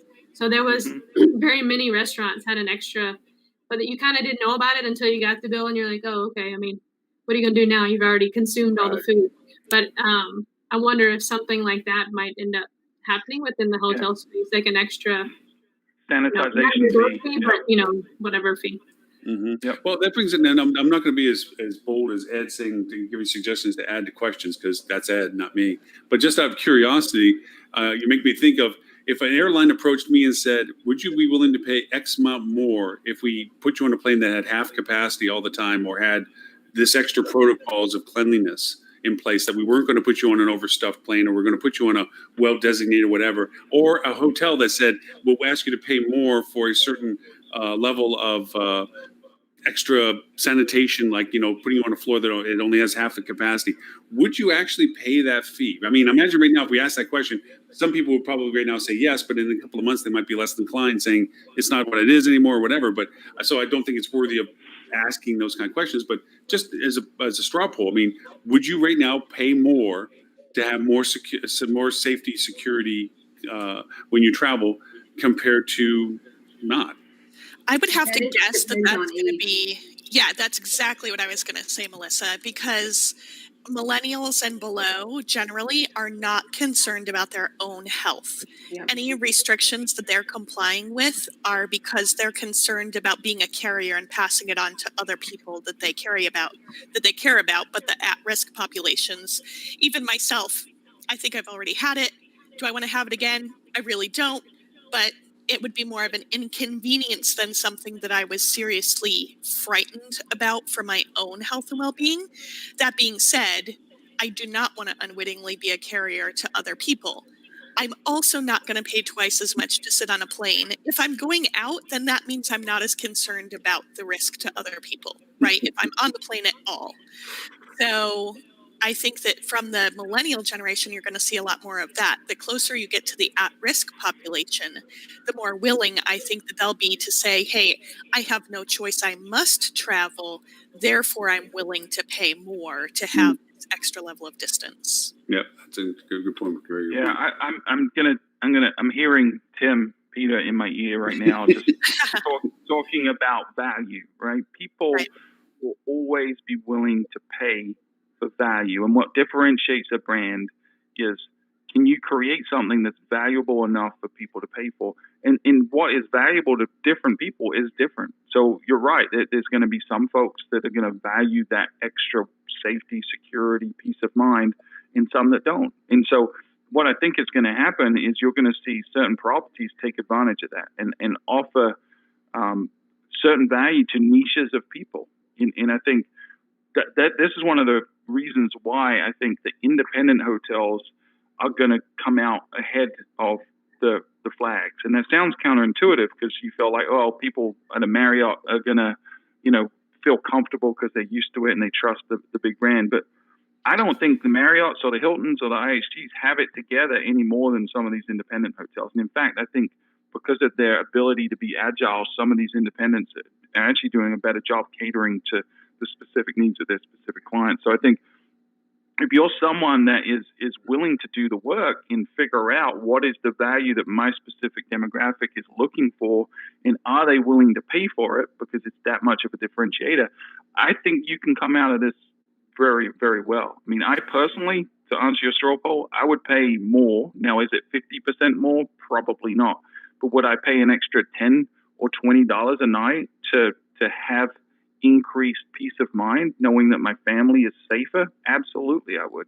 So I think finding the thresholds and finding those levers that are going to motivate people, I think it's an opportunity, but also a risk, because we could go too far and end up in the where everything's unbundled and we end up like the airlines, which I don't think is good for anyone, certainly not the industry as a whole. Well, I think it's a lot like when Obamacare first came out, right? And all of a sudden restaurants started tacking on an Obamacare fee to your restaurant bill. I don't know if you guys ever experienced that, but there were a lot of restaurants who did that to cover the additional cost that they felt there was to them related with the new Obamacare guidelines. So I think we might see something similar. Perhaps people, hoteliers will see this as their opportunity to get away from, oh, I'm not going to charge a resort fee, but I am going to charge a sanitation fee, and basically just rename a fee that they've always had to a more PC term, so that they can continue to get away with it. Well, I think also to add to this is an interesting juxtaposition for brand to take advantage of what brand value can bring, where independent hotel cannot. To your point, Stuart, I completely agree with you. Independent hotels have a greater flexibility to convey their communication because they have literally unlimited channel variations to do so. There's no limitation to their capability to communicate. It's only their limitation of what they're willing to communicate about.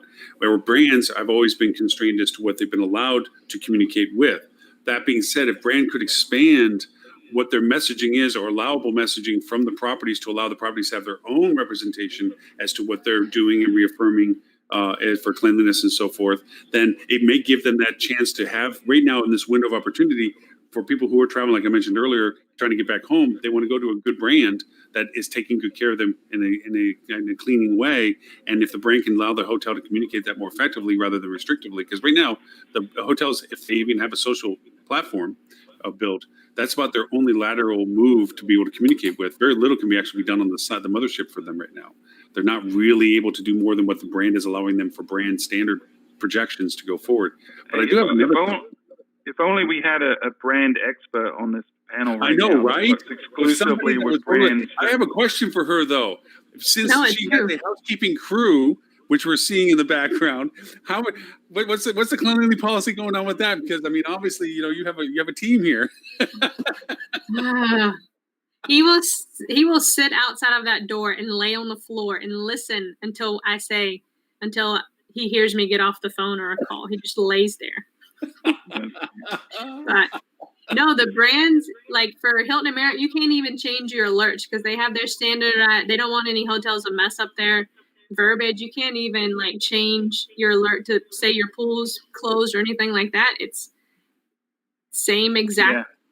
Yeah. So it's even more restrictive than normal, right? So Lauren's point, where they need to really loosen it up and then let the individuals communicate based on their specific situation, it's actually the opposite right now.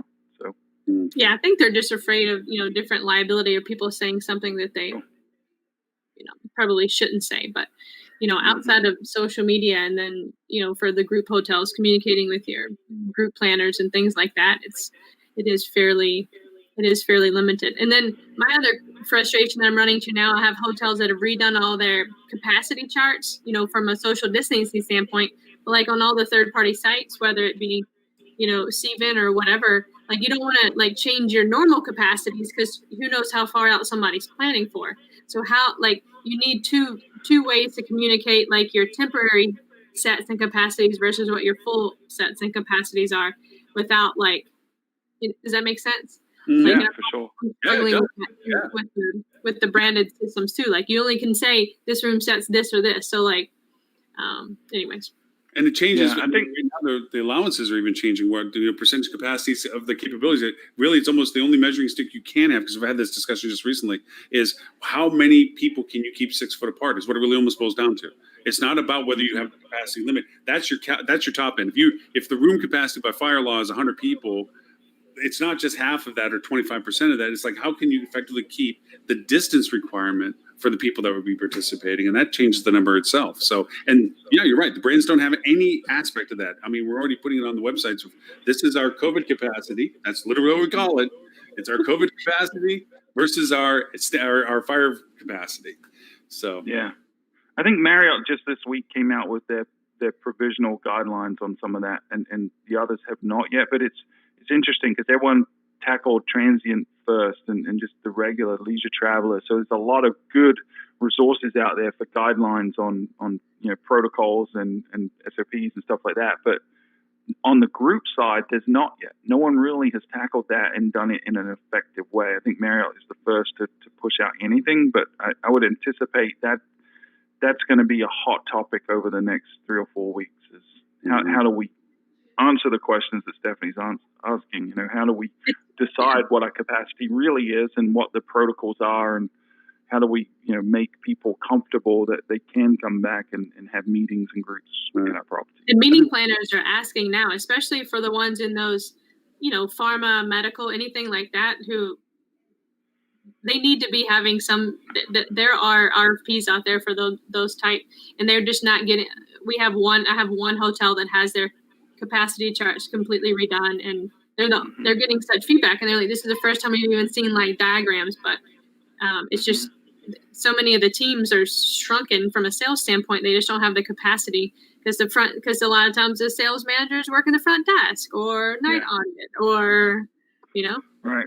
And that's an opportunity, I think, because I've heard a lot of folks that are trying to plan, like I work with a lot of associations, things like that, and they've all had to change their plans, and they're re-looking at locations and dates and, into 2021 and 2022, but they're complaining because they're saying we can't get information. Either there's not staff there to respond, or the staff that is there doesn't have the information to provide to us yet. So I think we as an industry are moving too slow on that front. I think we really need to start beefing up stuff and really think through the protocols and the SOPs there, because there's a lot of demand. You think about every association in the world, right?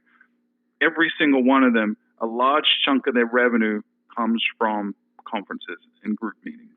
And every single one of them is freaking out for the same reason the hotels are, that they need to stay solvent. They need to be able to stay afloat. And so they've got to understand when their next group meeting is. And they're trying right now to reschedule, and they're just getting stonewalled. They're getting people saying, we can't help you right now. And lost opportunity.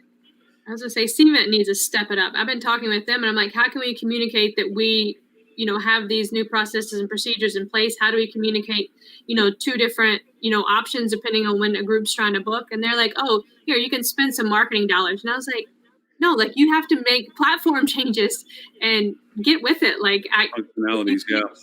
Ask me to spend a bunch more money right now. Like that's not going to fly. Right. Yeah. Well, and like what Walter's pointing out on the other side, and I'll point out to this too, is like brand markets brand. They don't market the A hotel, the B hotel, the C hotel. They market what the brand is. And so even though they may have more monies to spend about what they're doing as brand initiatives, it doesn't address to what you're saying, Stephanie, is the property's issue of identification of information, the ability for the property to, I mean, the only way you're going to find out from a property what its capacities or functionalities or even serviceabilities are at this point. Are they back online, not back online? What are they taking for business? What they're not taking for business? You know, what their limitations are is literally you have to reach out and do the old call up and find out if somebody answers the phone because they don't have the ability to put it on their website. Yeah, and hope that somebody even answers it. I mean, that's even the scarier part is that, you know, because you don't even have the ability to or they don't update their GMBs or anything like that. You don't even know if they are open, which creates a whole uncertainty of travel on its own. Because some websites, I mean, literally some hotels shuttered up and they didn't even update their websites. So you book. I have one hotel that is in New York that we compete against that is still taking bookings, even I know for a fact it's closed. And it's like, how much frustration is that? You know, somebody shows up and the door's locked. Wow. Anyways, we did Tamara's. I totally forgot I need this. Yeah. I was going to ask if Melissa had any. I think Melissa had one other thing she wanted to point out on the report. I may have. Oh, yeah. That. So we added a new thing. We added on the question asking about destination types and when people would be willing to travel to specific destination types. We added 2 new categories. One was cruise, which we just added because I felt like it needed to be there just to validate what I already knew was going to be. But we also added all-inclusive resorts. And honestly, I was a little surprised at how little interest anybody has of going there anytime soon. Well, they are all buffets. Yeah. Which Sure. I think actually Ariel was asking about in the chat of the how do you Unless reach you're your budgets with the fact that you can't. And a lot of those would be abroad too. You know, a lot of people when they're thinking about that, they're thinking about Mexico and stuff like that, Caribbean. So I think that could be a factor as well. Yeah, but like Ariel was pointing on the chat to it too, as well. It's like, wait a minute, even your breakouts. How do you handle breakouts now? You know, you can't just everybody having tapping off the same coffee dispenser. You can't have everybody grabbing the same sugar containers. You can't have, I also get kicked out when they show restaurants and stuff where they're showing what they're doing for cleaning, but on the table you still see the salt and pepper and hot sauce. It's kind of like, maybe you might want to package that up into small little packs. Or they're scratching their face while they keep talking about not touching their face. I love the news reporters that do that. But but the idea of our whole method of food and beverage distribution, I know that some of the breakfasts, the previous buffets are now boxed. I know from our independent side, people are calling down for their lunch, for their breakfasts to be made, and we box them. And then when we would tell them when they're ready to be, they're available, and they'll come down, and their name's literally on the box, or their room number or whatever, so that they get what they're asking for, but it's not in a buffet form anymore. I mean, we just can't. So it does change the scope of that by far, and density of how many people can you service at one time? How many people per half hour can you run? Density and traffic flow as well. You got to really consider that. So, yeah, it's tough, right? It's very complicated, and we're dealing with so much uncertainty that no one really knows. And a lot of times, there's not a good solution, or there's not a right answer. You're picking between a bad option and a worse option. So, I think the one thing I would say is a lot of people put a lot of effort into, at the state levels, the local levels, the brand levels. A lot of people put a lot of effort into what are our SOPs just in general, for operating a hotel. And I feel like there's a lot of information. If you look at Marriott's version versus Hilton's version, there's not that many differences, right? Everyone's kind of come to this happy ground of this is kind of what we can do, and it's not perfect, but it's good, right? So, people wearing face masks, the staff, and having plexiglass and things like that, limiting spacing and at the check-in desk, things like that, cleaning protocols. I don't think anyone's really put the energy and the effort that's needed to really figure out the group side. Even at the flag level, and I've spoken to folks from Hyatt and Wyndham and others that they're still scratching their head. But it's something that we need to figure out quickly. We need We need to get people together in a room or virtually in a room to hash this out. And I really think if you put enough smart people in a room for 3 or 4 days, you can come up with a pretty good framework. Now, it's not going to be perfect and it's going to have to evolve, but people need to do that now. Every major brand needs to be pushing that out. If they have an independent properties too around that rely heavily on this, they should be doing the same. So I think that's really the next big thing. What's that? All of the most of the brand corporate teams are still on furlough and don't have dates to come back. Yeah. Well, we even know. So they should take the head of that department from every one of the major brands and collaborate. Because this is something that we could end up hurting the industry more than it's already hurting if we don't get that figured out quickly. There's some management companies out there that are putting together some strong stuff that are doing a really good job. I think I was talking to Ed a couple of days ago. There's two aspects to this. One is the people that were left behind are overburdened and burned out. They were given other people's jobs, responsibilities because they were the lucky survivor. How lucky was that? Now they're working 20 hours a day and doing 5 jobs and probably at half pay. So they're already on the burn. They're already crispy. They're tired. They're overwhelmed. There's nothing they can accomplish. They're just worried about knocking stuff off their plate. Then you have whole teams, professional teams, quality teams. They're literally setting idle off on the side that if you trigger one and find out that they're connected to 5 others, you can bring in a kick-ass, excuse the French, team of something, sales, marketing, revenue management, whatever. In a flip of a switch, you can bring in very happy to be back people all at once that could really move the needle if you just want to take in the fact that you need to start turning on the furnaces right now. Wow, Lauren, did you just say get rid of all the people you kept and bring back the people you got rid of? They need help is what I'm pointing out. I'm saying they need help. They need the cavalry over the hill. They need some, reinforcements. Yeah, they need reinforcements for sure. But the same token, going back to what Stephanie's saying, you need to bring in that infrastructure again to do these things. Nobody's answering the phone calls. Was it who was on the show? Stuart, you were with us when they were talking about the sales growth that people were getting massive amounts of sales calls, bookings for the 3rd and 4th quarter because they simply kept their sales team intact. Mm-hmm. The resurgence of that interest, the rebookings and so forth and so on. But, again, it goes to doing that now and doing the marketing now and reaching out to the audiences now where everybody else is waiting for the final sign. By that point, the wave's already passed. You're just paddling to catch up. Mm-hmm. Yeah, every day you wait at this point to bring back your sales stuff, to bring back your marketing stuff, to start investing in advertising again. Every day you wait, it's going to take you longer to recover.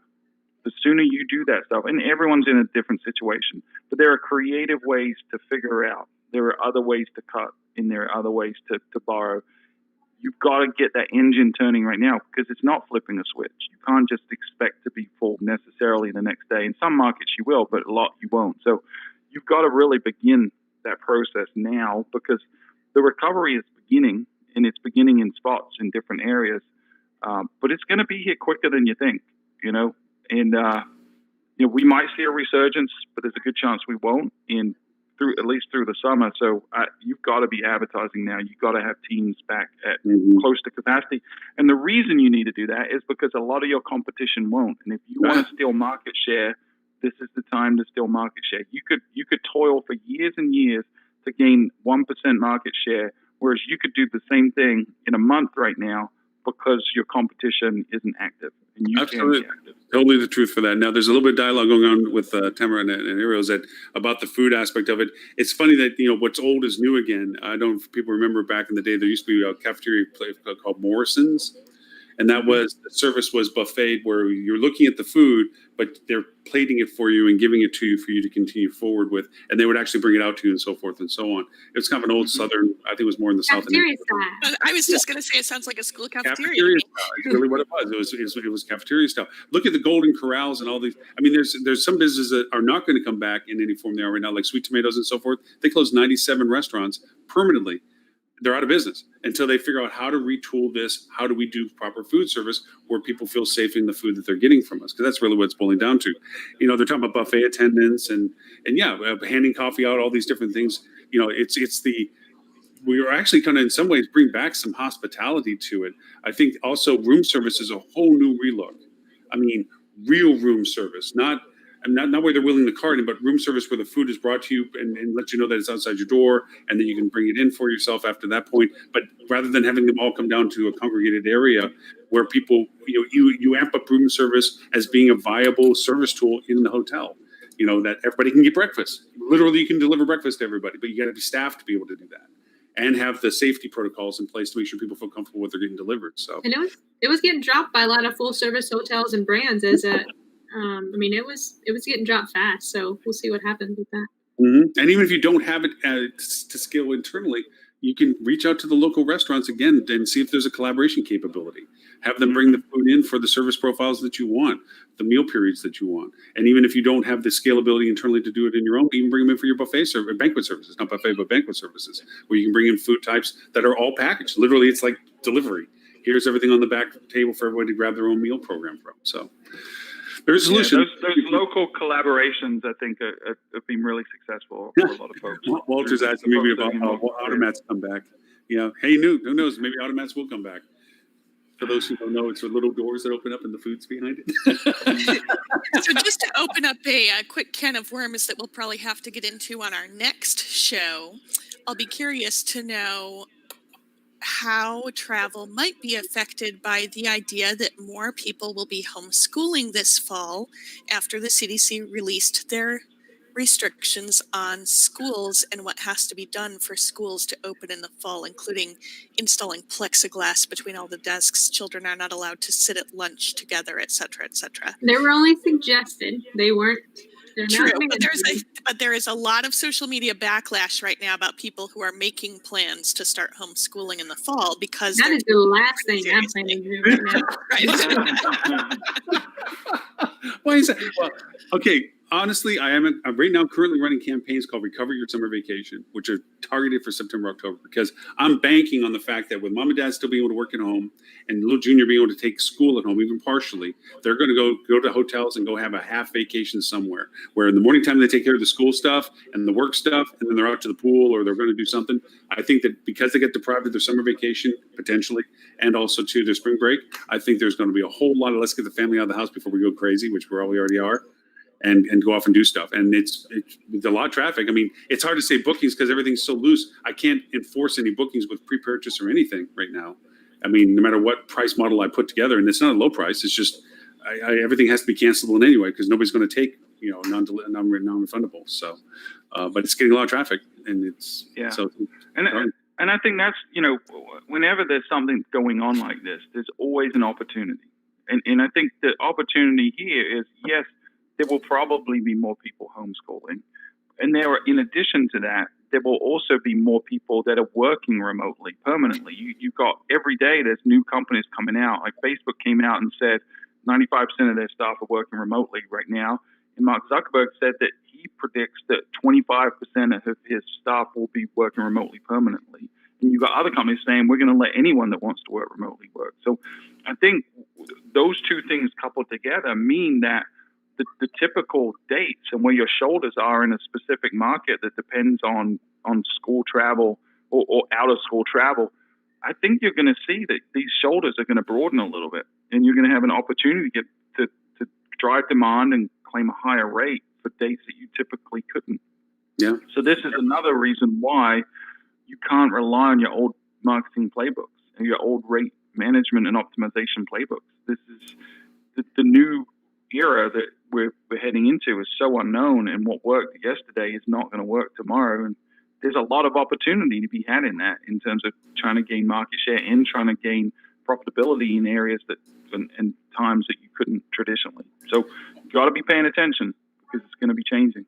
Well, like you just pointed out, Stuart, is that everybody that come back thinking they're just going to turn the light switch back on to the things that were, their targets moved. They're aiming in the wrong direction now. They're not targeting the right people for the right reasons with the right message. Nothing. Yep. And we even notice it now, the hypersensitivity to any businesses that are tone deaf in their messaging. If you're not sympathetic to or empathetic to the current situation and try to ignore it, you're immediately considered tone deaf because you are. You're not listening to what is the concern of people right now, like what your survey's shown out, the safety issues and the propensity for travel, what they would be first interested in traveling in. And I know, Melissa, we did not hit on near all the data that the information had. And that's because we talked On the website, you can see all of it. It is. And the link, I think very early on, it was put in. Actually, if you could you drop it back into the chat again to the actual link again, so that those who joined us after we had first shared it can go to it more directly and look at all the data and detail that is in there, because it is the fourth of there's three earlier ones. So you get to see the whole wave. You get to see the shift for sure. I do want to point out before we go that Ed was wrong, and I love to say that sentence, and I wish he was here to hear it. But he gave us a lot of last week, because we were talking about one of the questions, and it was a fair point that he made, which was the question about how do you intend to spend your stimulus money was very one-sided. There was a lot of fiscally responsible responses, like putting into savings, paying for essential items like food and household products. So there was a lot of good things to do with the money, and there was a lot of potentially irresponsible or frivolous things to do given the current conditions. And the only one of that was, at the time, was take a vacation. So his argument was vacation was where it was because we didn't give enough balance in the question. So this time we asked a handful of others. So we asked things like, or added options like purchase a vehicle, purchase non-essential products such as electronics or jewelry. So we added a handful of those to balance it out. It didn't meaningfully change where vacation was. It was still fluctuating around the 10% mark. It didn't materially move. None of the other ones that we added had more than 1% of the responses, with the exception of home improvements, which you could argue is probably not irresponsible, is probably a good investment. So that one came in a little bit above vacation, but vacation didn't move materially. So his hypothesis, his criticism was wrong, but his hypothesis his criticism was right. His hypothesis was wrong. Well, to add to your point, I think people are seeing travel as an essential component of life right now. It's not a matter of a voluntary to what he's trying to point out. And I remember the conversation where he was trying to point out as being a frivolous aspect, that it was in comparison to what else you did in compare it to choose from. But I think people have redefined what they consider to be essential to their well-being. Yeah. And travel has entered, and not as it ever had been out of it, but more so now than ever, it is considered an essential aspect of sanity and happiness and what we do and should be doing as a person and so forth. So, yes. And by the way, lots of compliments on especially on LinkedIn and so forth, which for some reason my chat, I can watch them and talk to them, but I can't see them when they comment unless I comment back. So I missed I think I included everyone. Some of them came over, Tamara came over from it and so forth, but we had a lot of dialogue on LinkedIn that wasn't seeing any of my comments, and I didn't see theirs early. So I apologize for the latency and getting back with everyone that was talking to us on LinkedIn for that. We are at over the 2-hour mark. I think Melissa's been standing for 2 hours. I stand all day. It's fine. Yeah. And it is a credit to you all that the sentiment survey has been fundamental to a lot of my discussions with my clients, and I can't thank you enough for having the validity of the data to show that my ideas aren't crazy, which usually they are without data. But if we could, Stephanie, if people want to know more about what you do and where to find you, where is it they could do that? Find me at cogwheelmarketing.com or on LinkedIn. And I just I'll see if I have some stories next week. Next Friday, I won't be here because we are making the snowbird trek from Florida to Massachusetts and then flying back to Seattle. So I'm sure something is going to go wrong between the flight / massive drive. You'll have the travel story. By the way, I also enjoyed your piece on LinkedIn. The post you did with it, all the information and everything else. I thought you gave a lot of great information on that post you put out for it. When I first hit it, I was the one that made the comment says, I got a 521 error, but they got fixed. Because it really was good data, really, really good stuff. So thank you for posting that up. Server errors. Ms. Mockerman, I am going to be posting your podcast today. Thank you. I but it'll go live today, which was I listened to part of it. I will listen to all of it today, and it sounded awesome as always. But if people want to know more about you, your podcast, TCRM Services, Thinks Up Enterprises, where is it they can find you?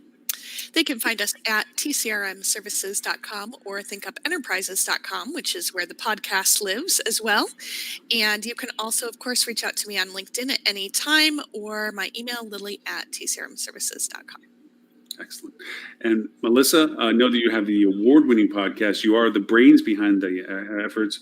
The quality is there because of you, not because of Mr. Eye Candy next to you. But if they would like to know more about you, the podcast, Fuel Travel, where's it end your survey? Where is it they can find you? We are at fueltravel.com. You can find the survey at /blog. You can find the podcast at /podcast because we try to be common sense people. And you can find me on LinkedIn or on Twitter at MA Kavanaugh. Mr. Stuart Butler, sir, not that you have anything more to say about what Melissa's already said, but is there anything you'd like to say? No, I mean, fueltravel.com is the mothership. You can find me on LinkedIn on Stuart Butler. I do want to apologize to Lily. We were supposed to be recording this afternoon, but I had to cancel on her. I think we've got crazy schedules that we're trying to line up. But right now, our life is inundated with requests for demos for our mobile app product. The whole world focused on safety is really looking for this contactless experience on the hotel, and so we are drowning in demand for our mobile app right now, which is a great problem to have. But apologies to Lily for that. So we'll reschedule that for next week. Real quick, can you throw a link up real fast if people want to know more about the mobile app interface? Yeah, just go to fueltravel.com. It's right there. Click on software. Okay. Yeah. Yeah, because I know I'm like with you. I tell people, go look, see, because people are, like I said, already asking how can they convert over? What are the options they have out there? What are the stable options they have out there? So yeah, it's congratulations for having the foresight to have that built already. So that well, it's a little lucky. We've had the product for about 3 years now and focused on check-in. About 6 months ago, we got our asset alloy certification with the keyless entry, but we've been spending the last 2 months really beefing up PMS and lock integration so that we can have a broader exposure there. But yeah, it's a product in mass demand. If you don't want customers coming to the front desk or you want to avoid contact with the customers and staff, there's a lot of products out there that do that, but as seems to be very popular right now, which is very fortunate. And for those that were earlier on the show that saw Ed departure, Ed is with Flip2. He's the president of Flip2. The two gentlemen from Britain, where unlike Stuart, who's from South Africa. There's so many of our listeners who have no clue where Stuart is actually from. My own family doesn't know where I'm from when they hear me speak anymore. He's got the Southern British combo thing going on, but Ben and Tris both are starting up their own agency. I don't know specifically what that agency is going to be doing yet, but it's going to be something interesting, I'm sure. But we'll keep it. They're always going on the show weekly basis and so forth. So we ran out of time for Tim Peter today since he's taking vacation. Somewhere. I think where he's going. But anyways, thank you all for your time today. Thank you everyone that was on the different alternate platforms watching and listening to us today. As always, every week, you can find this and all the previous shows at hospitalitydigitalmarketing.com/live. Fridays, 11:30 Eastern, as we do the live show. We also have a backup podcast to this. Lily has her podcast. Holly has her podcast. Fuel Travel has the best award-winning podcast.